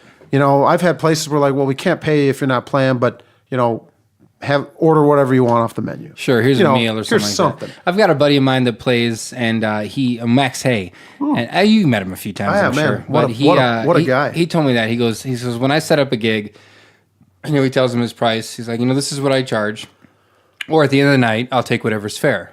So if you have a slow night, whatever. He goes, and the cool thing about that is, usually by the end of the night, the people that write the checks are gone. Oh yeah. So they just hand you the check. Yeah, it's like a bartender that's there. Even if it's slow, yeah. He said he thinks in his career there's been one time where they've negotiated at the end, like, we didn't really get a lot of money is already in. allocated. Like street festivals, like they've got a budget. The city, for it. like if downtown Friday nights and Spearfish gets rained out, they have insurance on that. Right. It's not costing the city anything. It's covered. Yeah, they didn't make their beer sales that night. Just end up at Flanagan's anyway. But all the other beer sales are from downtown bars anyway, so everyone's flooding into those bars because they can't drink it out there because of the rain. So they're fine. And that's rare. Like, we did the Deadwood Sunday Fun Day, thankfully, through Randy. And that's super cool. I was supposed to do that. Yeah, it poured the entire time we played. Totally. That was another gig I had to cancel. I felt horrible about. And, Randy's, like you don't want to cancel on a guy like Randy. No, not at all. He's not going to break your legs.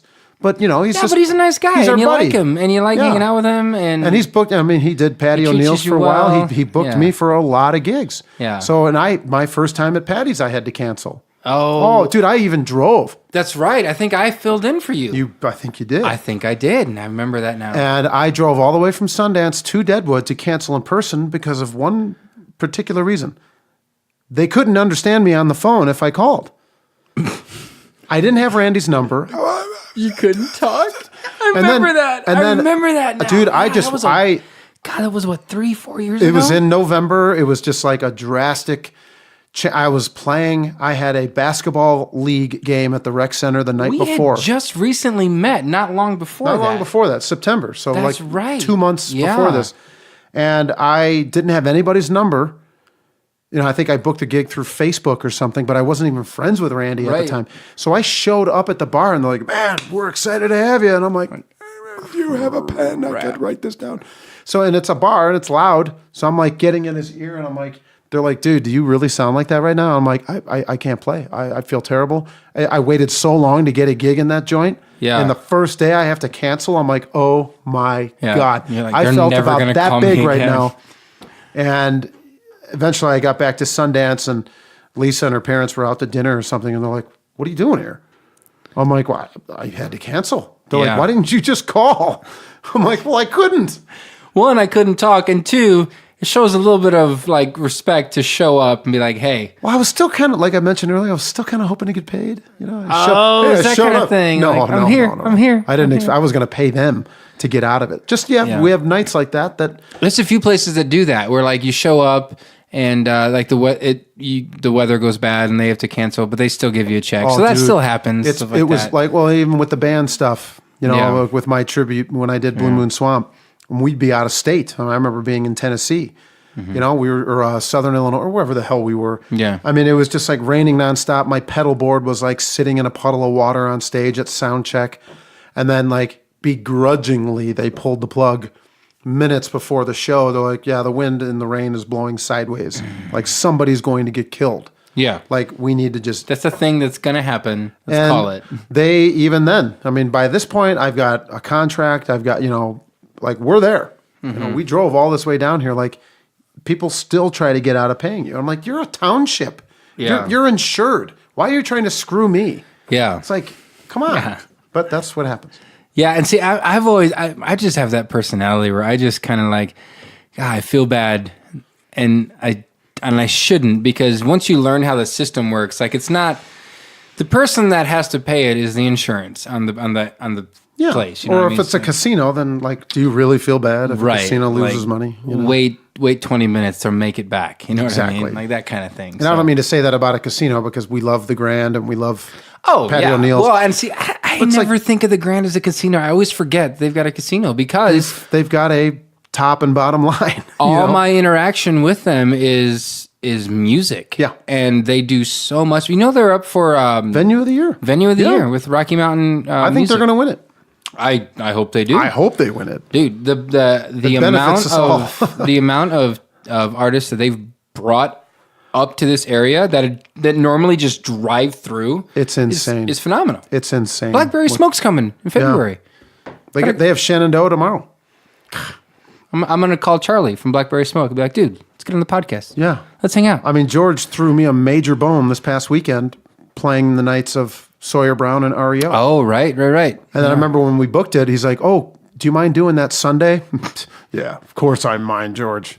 Jeez, George. Playing on a Sunday. Man. I mean, how dare you ask? I have to skip church, but okay. I got to miss the Bear game for this shit? I'll be there. Oh, I didn't miss the Bear game. It was on TV while I was playing. Dude, when I played there a couple Sundays ago, it was on. Of course, it was the Giants, so we lost. So I was pretty bummed. Terrible. The division would be over. That was a horrible game. So outside of all of that, though, like so the CCR thing, which it still blows me away that. Because it's funny when people meet you and then they find out what you do. There's a little bit of starstruck because I think they realize, oh, and then like they hang out with you for 10 minutes, and it's forgotten, but not in a bad way. Because it's not like they're like, it doesn't matter. It's like, he's a normal guy that lives around here. Like he's a local musician that sometimes goes to Mexico and plays for 40,000 people. You know what I mean? On a stage with no code or like a stage that you think is going to collapse at any moment because it was built with straw and paper towels. That's how they do it in Mexico, man. Yeah. But you know what? Yeah. I bet it was fun. Oh, hell yeah, it was. More fun I think half my Facebook is God in Mexico. Waylon Jennings. But, I had, last time I played the brewery, Crow Peak Brewery. It was on a Sunday afternoon. Mm-hmm. I mean, that place was designed to have Sunday afternoon music. Oh, it's perfect for I had a blast. I'm surprised they do music any other day other than then. You know what I mean? It was, I think my first Rush game was the night before. Mm-hmm. I think it was just a preseason game, but still, like I just had all this confidence, I mean, a Rush game, you're not a player, but you're the announcer. The announcer, yeah. Yeah. So, hangnail. In case anyone was looking for your number. I felt so good that I can pull that off. Like, all right, I've always wanted to be a hockey announcer. Now I am. Yeah. And then the next day, the afternoon, I had a gig at Crow Peak, one of our favorite places everywhere. I mean, we're drinking the Enforcer Ale. Ale, which is brewed specifically for the Rapid City Rush. I just want that team to know that before they brewed Enforcer Ale for that team, They brewed the Heath Chocolate Johnson. And it was delicious. For me. That was amazing. They should. I don't know why they don't do that again. They are. I mean, the rumor is. We'll see. I don't see why they don't. I think it's going to happen. But yeah, Crow Peak's amazing. And they're big sponsors for the team. And they're at all the games. Yeah. Jeff and Carolyn and just wonderful people. Yeah. So. He was on the podcast. Yeah. Jeff was. Oh, it was awesome. Crow Peak. Cool story. Jeff is great. I had no idea. Was it San Diego? I'm trying to remember. He came from California. San Diego. Yeah, he came up here from there and started. And it's really the first brewery. I mean, Firehouse kind of has the official first brewery of South Dakota, but it's kind of a brew pub. Like they do food in their restaurant also. Right. Like Crow Peak is the first we brew craft local beer, and that's all we do. We're just straight up micro brew. Yeah. I mean, it's just micro awesome. Right. Yeah, I love it. When I first moved here with, Lisa and I moved back here, she lived in Spearfish years ago, even when Crow Peak had just started out in the old building, in the barn or whatever, where Bunky's is. Yeah. And she's like, oh, I mean, I'm talking like the first 6 months I lived here. We still hadn't gone to Crow Peak yet. Because it's like going to Spearfish was like Walmart and Safeway. Walmart and Safeway, Walmart and Safeway, and hadn't even been to Deadwood yet. I'm like, man, I'm like notorious for not like exploring my area. Now Sundance has like been explored in the first 10 minutes, but it's pretty small. But like in Chicago, there was what the hell was the name of the venue? But it was a real popular venue down the block from my apartment. In a year and a half living there, I never played it once. And it was like, I walk out my door and like 3 blocks away, it was like there. And I was like, I think it was the Tonic Room. Really cool venue. They did bands and solos. And I'm thinking, I don't know if I'm just like intimidated by the geography. Like, well, they're not going to book me because I live right down the street. Chicago's got a stigma of like, I've got a gig coming up now in January, which at the Elbow Room, I've always played there. My friend's the GM. And it's, I don't want to say the words, it's easy to get a gig there because I get people that go, I can't get a gig there. You mentioned the Firehouse. Yeah. I've been up there keister for 4 years. Right. Okay. Right. But like Elbow Room, yeah, no problem. Anytime I want a gig there, I get one. But like in Chicago, if you're I'm coming from out of state. They're thinking, oh, well, okay, then because the thing is, I'm not gonna like when I would have a big gig in Chicago, especially one that had a cover charge, friends would just be like, well, I'll just see you next week when you're playing for free. It's the normality of it. Like this, so that's an ancient phrase. So, like a prophet is not welcome in his own town. Like if we know you, you're not gonna impress us. True. It's that kind of thing. Like you're not gonna give me any advice if I grew up with you and I watched your mom change your diapers or that kind of thing. You know what I mean? A big venue is called Shuba's in Chicago. Okay. Huge venue near Wrigley Field. Awesome. Huge names and no names have played there. Well, I was living in Arizona. Well, they were like, oh, yeah, we'd love to. I pitched it. I was like, look, I'd be a great opener. You got a big band playing. Give me 45 minutes and I'll get them ready.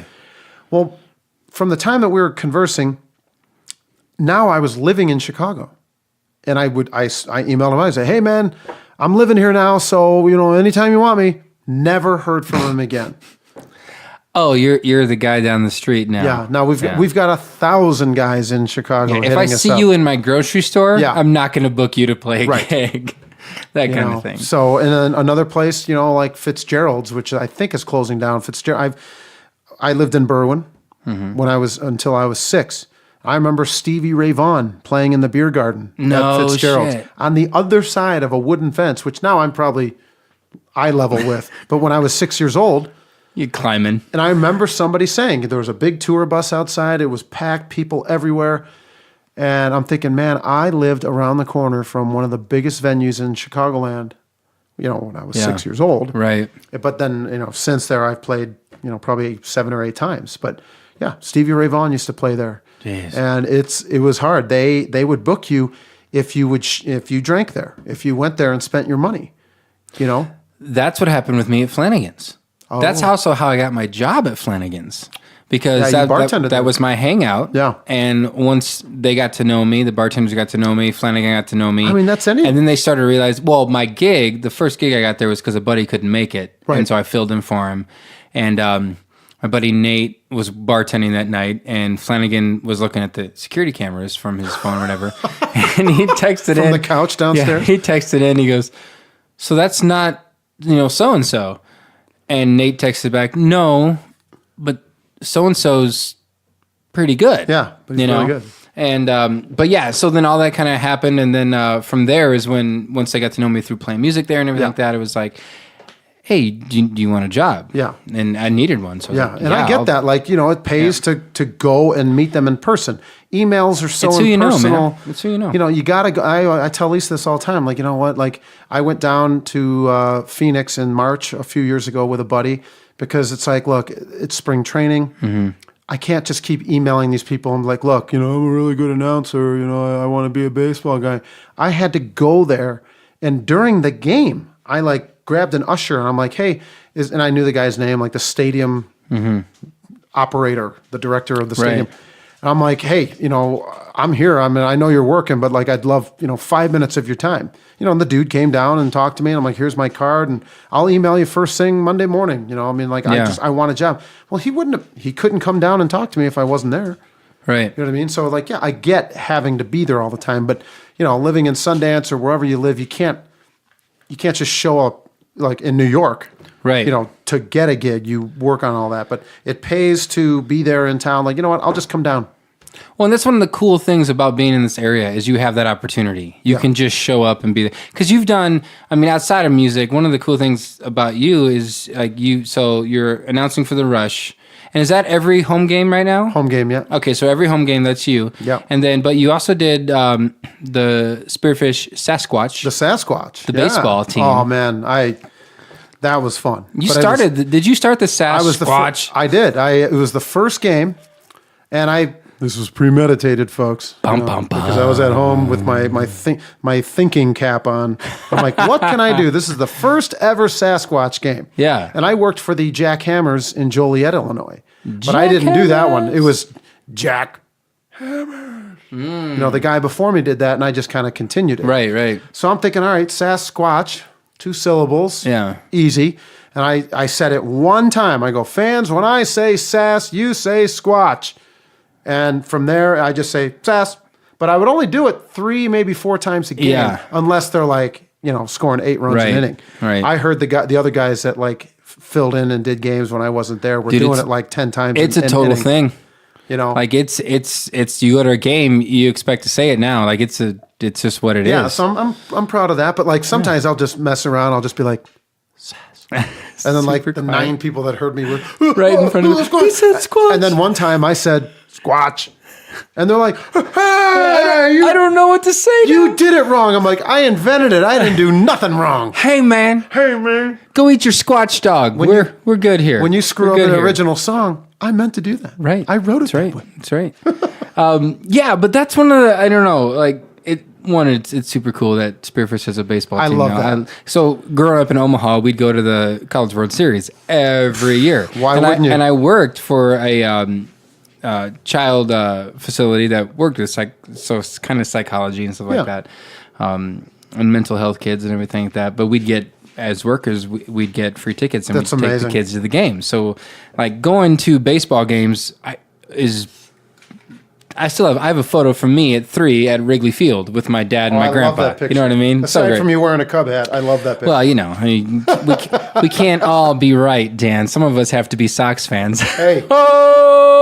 The world needs balance. I'm just kidding. You know what? Somebody's got to lose 100 games in the season. Unfortunately, that was the White Sox. Some of us have to wait 100 years before we win a World Series again. I think 108 was the final, or 106. Hey, who's counting? Who's counting? Every team is entitled to a bad century. It's okay.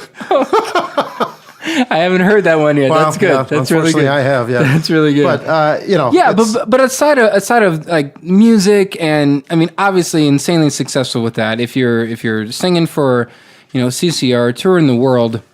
Is it mostly the world, or is it the north and southern? They kind of have do you cross the pond? Markets. They used to go to Europe and Germany and stuff. Germany's in Europe.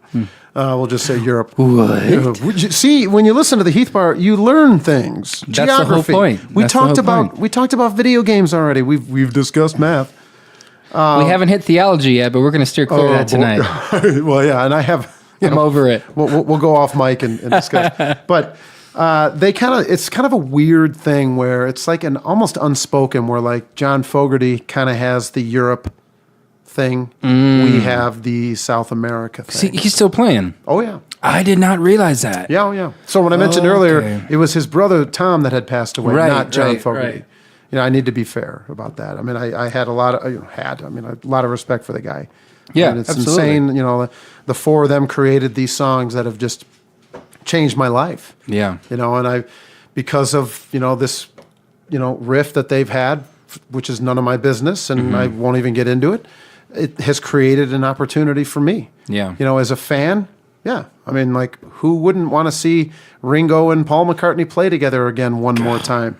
In a heartbeat. There was a few rumors going back a few years that Fogerty and Doug and Stu were going to reunite and travel. I'm thinking, all right, well, I would lose a gig, but the fan in me would be like, oh, well, I mean, that's pretty damn cool. I'm buying tickets and I'm going to go see it. I told our manager, I was like, I don't care whatever happens if it never happens, but if it happens, I'm there. Like, yeah. You know. Have you ever met him, Fogerty? No. It's probably like just a thing. Like you move on, and it's not like you guys are in the same city or anything like that. But yeah, I mean, I've been in L.A. and it's been several years. But I mean, his kids have said, if you're ever in L.A. and you want to come meet him, just let me know. So I always appreciated that. But yeah, I've been in L.A. several times since, and just it's just not, I don't. It's not like it's not on my wish list. Yeah. You know what I mean? Like, sure. Yes, I admire and respect the guy. I mean, his talent and, it's just amazing. And because he's good for him that he's still out there doing it and whatever. But and they say never meet your heroes, man. Well, I mean, that, my first hero, I think, was John Schneider from, Bo Duke, Blonde, Dukes of Hazzard, awesome show when I was a kid. If you're several decades younger than Dan McGuinness, John Schneider is the father on Smallville. That's right, and he's a fantastic singer and country artist. And but I haven't had the opportunity to meet John Fogerty, and like I said, I don't sit around. I don't live my life is a bucket list. I don't sit around. Oh, it's always on my bucket list. Well, then just go do it. Yeah. Stop talking about it. Go. And that's kind of your MO because, like I said, like there's this thing where you've got your fingers in music, and that led you to CCR. Now you've got your fingers in sports broadcasting or sports announcing. I guess is probably a better way to word that. So you've got Sasquatch and Rush full time now in that, and then on top of that, like you've been in a few movies.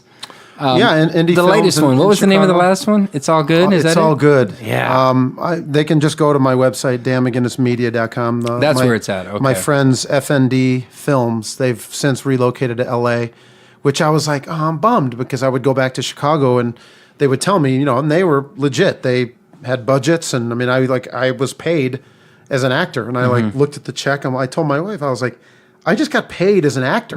Like I've done so many acting things for free, which is cool because you're starting out, you got to do something for free. Right. And they're like, hey, I just moved to Sundance and this is April, and they're like, hey, we're shooting in September. Any chance you can be here? And I'm thinking, hell yeah, I will be there. Yeah. And they've moved to LA, which I'm thinking, well, that might be good. Hopefully, I was one of their I don't want to use the word versatile, but just kind of like color guys where they would put me in a small role. Sure. To kind of, this particular one, It's All Good, until I saw the preview. I'm in the main credit, when you see a movie thing on a preview on TV, you see certain names and credits. Yeah. And I'm like, oh my God, I'm getting top bill, not top, but I'm listed amongst the top actors in this film. And I'm like, holy crap, what? And, and then I went back the following summer in June to reshoot some things. And they're like, hey, we need a night scene now. So I went and filmed. So I'm so it was June, around May, I asked her, April, I was like, hey, send me a picture of what I looked like in September. So I had to kind of regrow a beard. Oh, and sure. Same clothes and everything. Yeah. The continuity has to be there. And, sure. They held onto the wardrobe and everything and cool. Still had the same stain I'm real big on continuity. Like if you're drinking a beer and then they cut back to you and your beer's empty and then you go back and then the beer's full. It's like, that's somebody's job and they screwed it up. Somebody's going to notice that. Yeah. And it's going to ruin everything. It is a scene killer. Another one I was eating. Unless it's what you're going for. I was eating onion rings in another one called Blind, like a blind date, where I crash a blind date.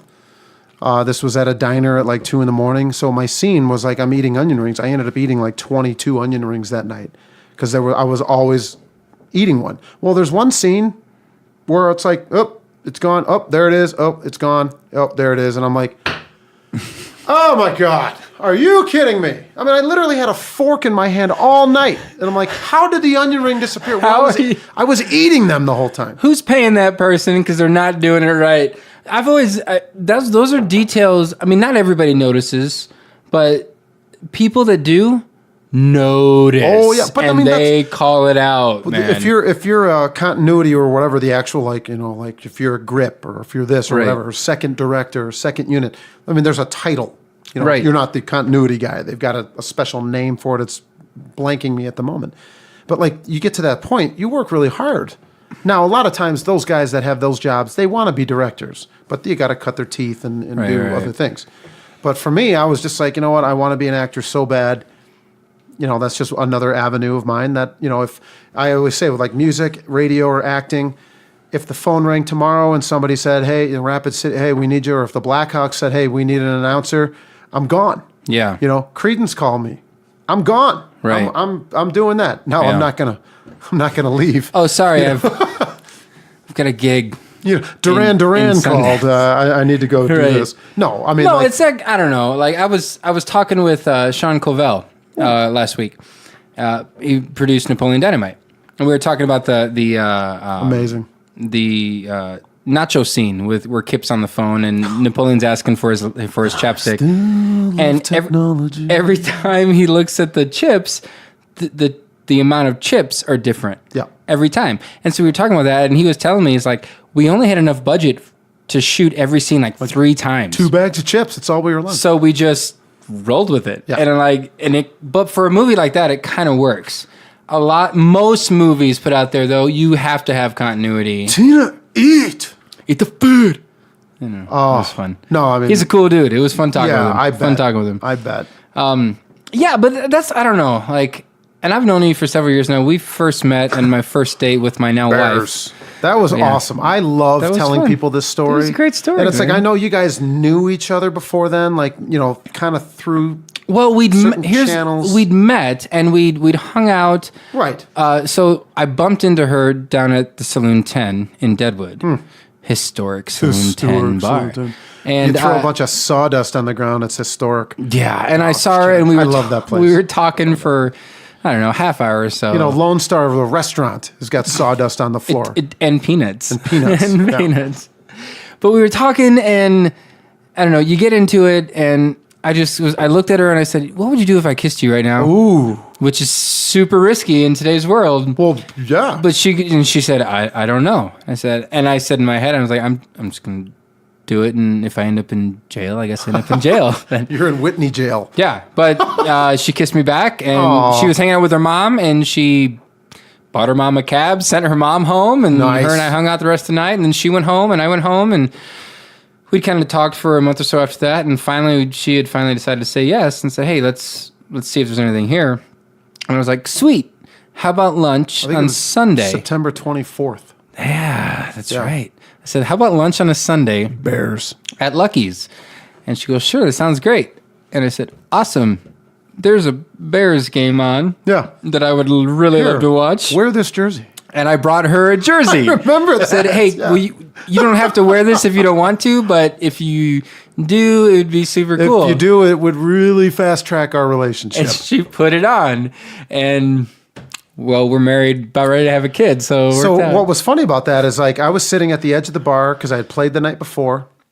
I got a room. Yeah. And Lisa was there too, but she was still sleeping in because, the games were on at, 10 or wherever they were. It was like 10 a.m. 11 o'clock here, man. Yeah.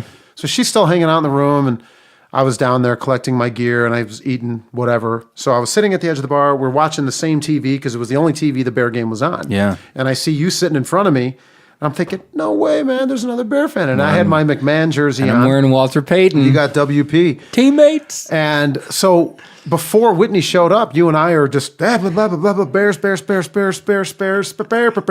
Stop, And all of a sudden she walks in and no Bears. So I'm thinking, all right, homeboy's got to do his thing here. He's got his lady. Got a date. So every time Whitney would leave for the bathroom, and every time, like twice. Right. Like you'd turn right around and we'd Bears. And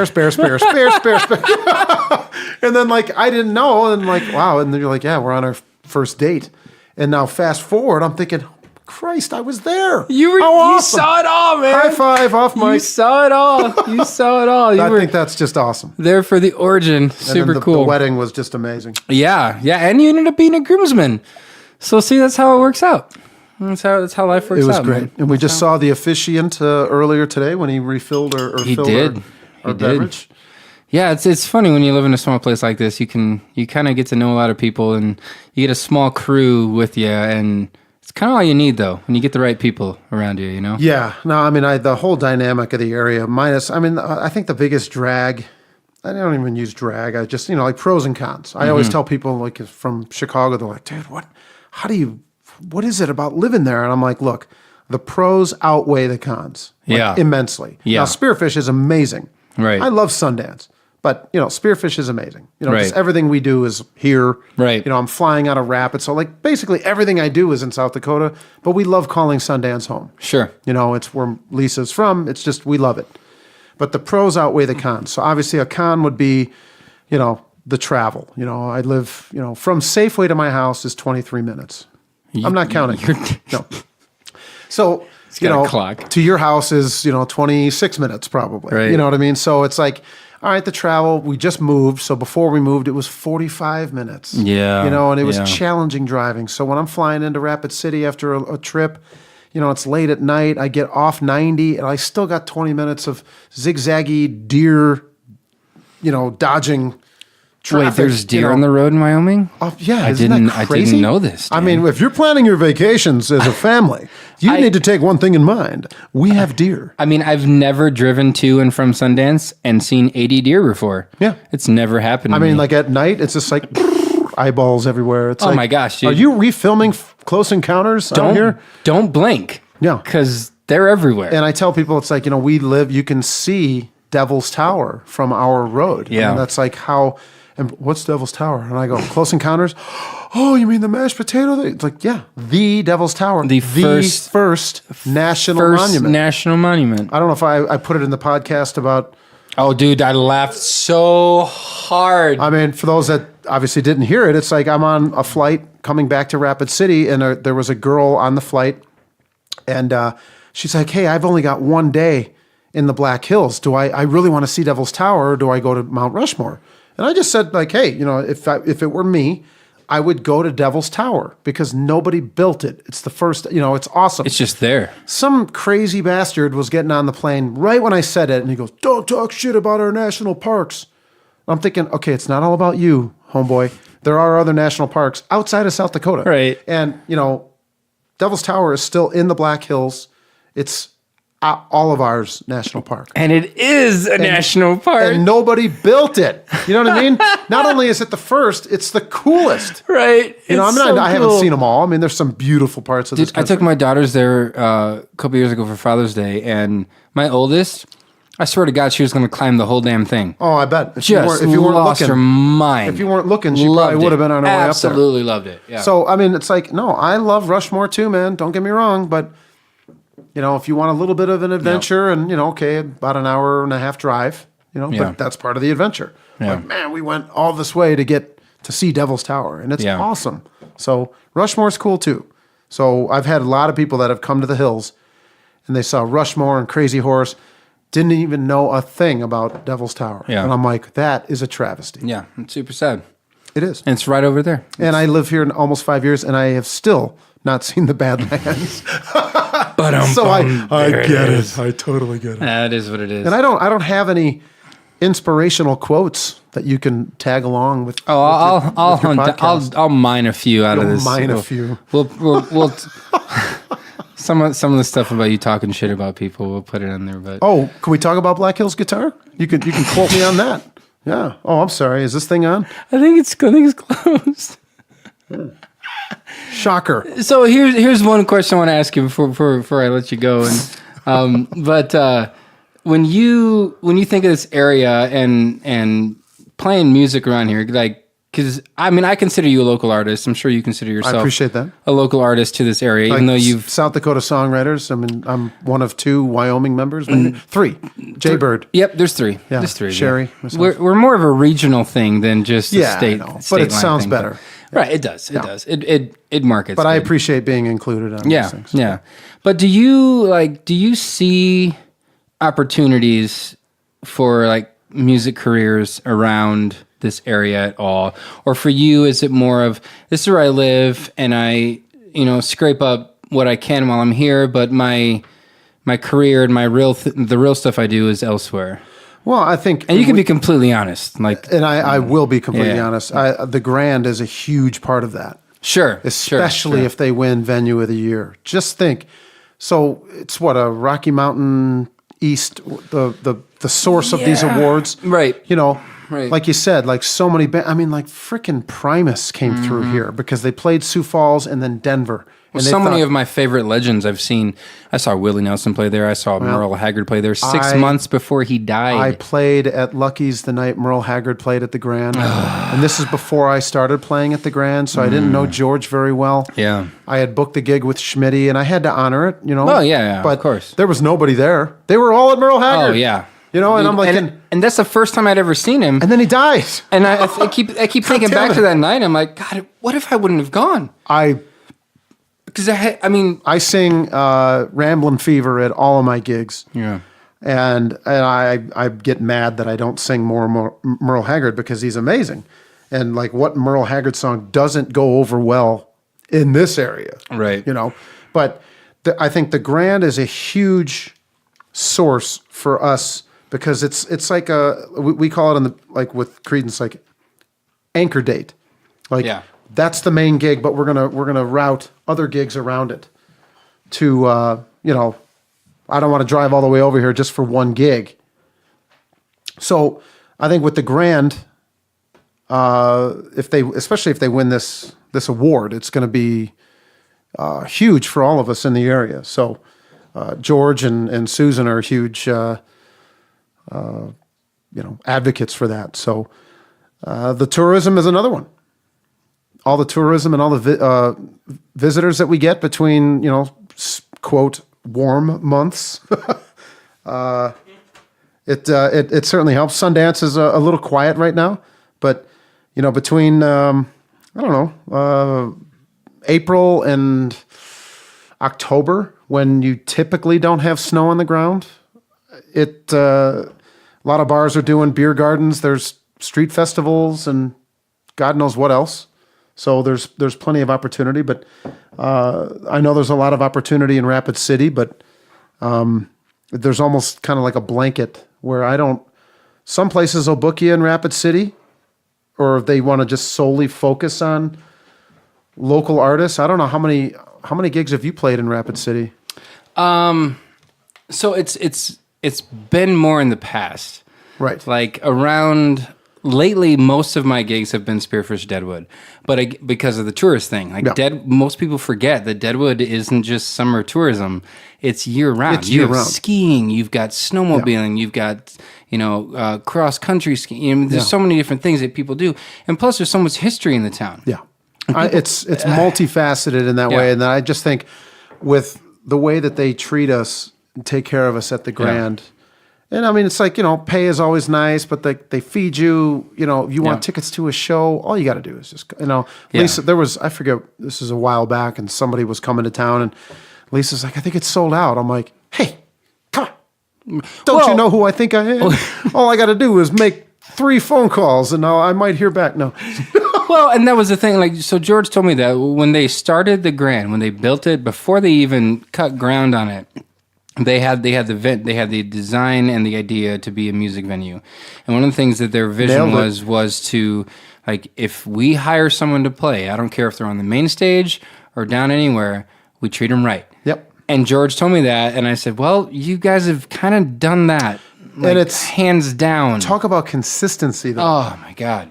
I mean, like, the restaurant changed names and they update a menu or this and that. But, I mean, think about this, too, which also says a lot for the place. The same bartenders and waitresses have been working there forever. You know them. You know them by first name. They know you by first name. And what I love is, like, I have never heard anything bad about you. So people know what they're getting when you're walking into the place. They're like, oh, man, Heath's playing, or, Cody. No, just kidding. I keep trying to get him on this podcast. I love you, Cody. We'll get it. But it doesn't pay. So. Oh, snap. Yeah. No. Just kidding. I'll love pay you, Cody. I'll pay him. But, like, you just know what you're going to get. And that's why it's like, man, you just walk in, you play, and it's like, you tip the bartender. Right. I mean, like, you really have to pay for anything in there. And it's like, how many damn gigs do that for us consistently? Yeah. And, like, George is always there. Susan's always there. And you do with the songwriter thing in October, it's just like, I mean, they love you over there. And there's a reason why. Well, the cool thing about them, too, is, like, if they can't make it, like, I always get a message the day of or the day before. Hey, I'm not going to be there. Do you need anything? Is everything squared? Like, they absolutely make sure. And part of it's their job, but part of it is just who they are as people. They're just good people. I don't know. They don't want us to. They don't want to get a phone call, at 11 at night on Friday when we're playing, and like, hey, Dan didn't show up, or you didn't leave a check for Dan, or did there? Right. Hey, you were going to promise him 2 tickets to the show tonight. What do we do? Right. It's always taken care of. Absolutely. Which is why they are nominated for Venue of the Year. Yep. I mean, they don't just. I mean, awards are they're kind of. Grammys, and they're, it's arguable. It is what it is, but at the same time, like certain things are great. Like if a place wins Venue of the Year, there's hundreds of venues. There is a reason they've been nominated in not the lowly Deadwood, the Black Hills, but like we are not a major destination typically for larger bands, but they're slowly coming into this area. Well, they're coming through they're going from Denver to Minneapolis. Yeah. And they're just driving right through. Right through. And so having a place like this, dude, give us 50 years. Yeah. And it's only going to be good for guys like us that, we play there locally all the time and they treat us as well as the main stage. So I love them. I do. I'm glad you're here. I'm glad you came out to this area because I never would have met you. And I consider you one of my best friends. Likewise, really good friends, at least on the low side of that. If you want to just call it anything, I'm here for you. Just call me. I mean, you do live in Wyoming, but I'm so close. My mom was born in Cheyenne, so really? So I've got a little soft part in my heart for Wyoming. I started playing in Hewlett, so I started coming and playing to Wyoming before I even met Lisa. I met her here. So gotcha. I started playing in Wyoming, and so we really have her to thank for you being around here. Yeah, I mean, I came to play Rally one summer, and this is when her and I were dating, doing the long distance thing. And then after Rally, she moved to Chicago, and then 5 years later, we moved here because it was a happy wife, happy life. Thanks, Lisa. Yeah. So she gets to be near her folks every day, and I know that means a lot to her. It means a lot to me. I mean, I love her dad and mom, and I say like I've had. This sounds bad, but I've had 2 great men in my life. Both of them as fathers. My dad has taught me how to enjoy life, and my father-in-law has taught me how to live it smarter.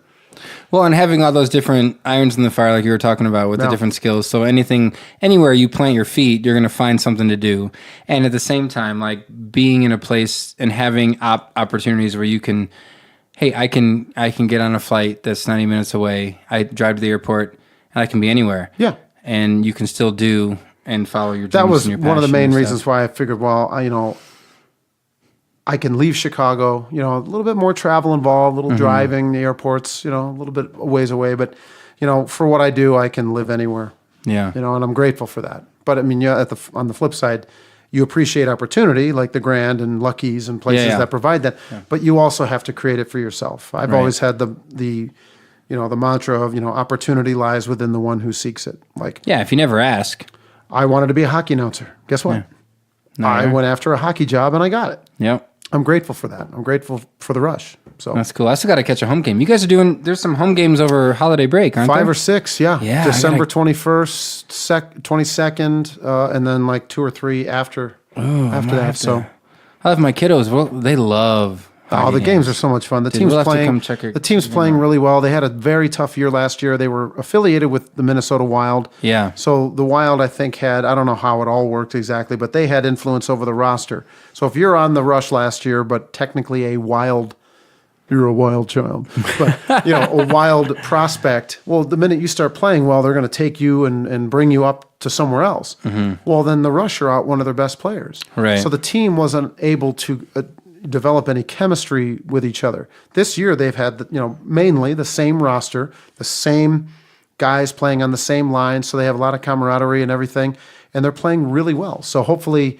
you have a lot of, like, when a team plays really bad, the Rush had a bad season last year, maybe even last place if I remember. Well, the next year is where that suffers. Yeah. People are buying less tickets, and if you had season tickets, you're not going to renew them because they sucked. Right. But it's like, but it's like, what at nighttime, when the sun goes down, you can't go to Mount Rushmore, or whatever you do as a local in Rapid City. You know what I mean? Like, I don't know. I don't live there, so maybe there's a hangout that I don't know about. I did find the underground arcade. That was pretty cool. I haven't been there yet. Oh, it's killer. Great. Dude, they have burger time. We gotta go. Rush games are fun. The I have team's a birthday playing really coming well. up next month. You sure do. Anyway, let's figure it out.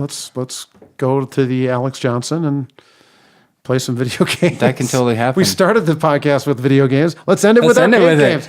I did want to say, though, I had a buddy of mine that has season tickets right behind the goalie. Oh, sweet. Right, like front row behind the goalie. And great I took my daughters there that was the first time they'd ever been right up by the glass.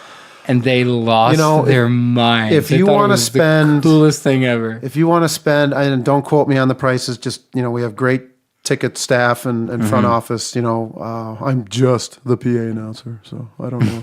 I don't know these things. But if you want to spend $6-7 maybe more to sit on or near the glass, God, it is just a sensational experience.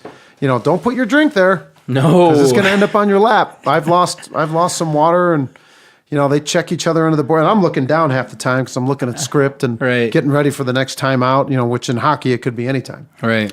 But it's a phenomenal experience. That's cool. And I can't say it again. The team's playing really well. Yeah. So hopefully people come out. Thanks for hanging out at the Heath Bar, dude. Thanks for having me, man. This was a blast. I've enjoyed listening to so many, and I'm thinking, well, I know he'll have me on. We just got to schedule, We'll figure it out. We're busy dudes, Thanks for having me over to your house. And we'll have a part 2 at some point. I hope so. I'm sure. Part 2 will be on the Danimal Planet. Oh, there you go. Yeah. Find that, folks. It's a good one. I love it, actually. It's really good. I tell people, like, hey, thanks for hanging out on the planet tonight. Ooh, love it. I entered Heath's atmosphere tonight. I should have like that sounds really dirty. A closing phrase where it's like, thanks for not passing out at the Heath Bar tonight, or I'm gonna enter your ozone later. You don't have to go home, but you can't stay here. Yeah, you can. Closing time, which I think is one of the worst songs I've ever heard in my life. This just in.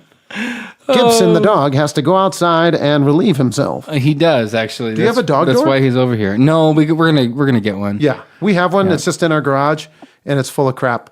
The poor dog. He doesn't go out, so it's just he just fills it with crap because he can't go outside. We have to let her out manually every time. Oh, who has the time to do that? He can't figure it out. I think that's going to be his problem. He's not. I love him to death, but he's not the smartest dog in the world. Our dog is just one morning going to leave a lump of steam right on my forehead and be like, I told you to get that damn dog door fixed.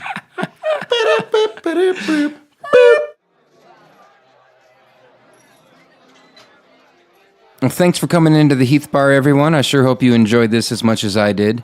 That is the end of our episode. And before you go, I just wanted to remind you about the Patreon page, patreon.com/The Heath Bar. If you are interested in becoming a regular and helping keep this going, I'd sure appreciate that. Also, don't forget to shoot me an email if you want to get in touch with me, heath@heathbaronline.com. And while you're at it, go check out Danimal Planet. There's some great episodes up there as well if you'd like to hear some more of Dan. We'll see you next time.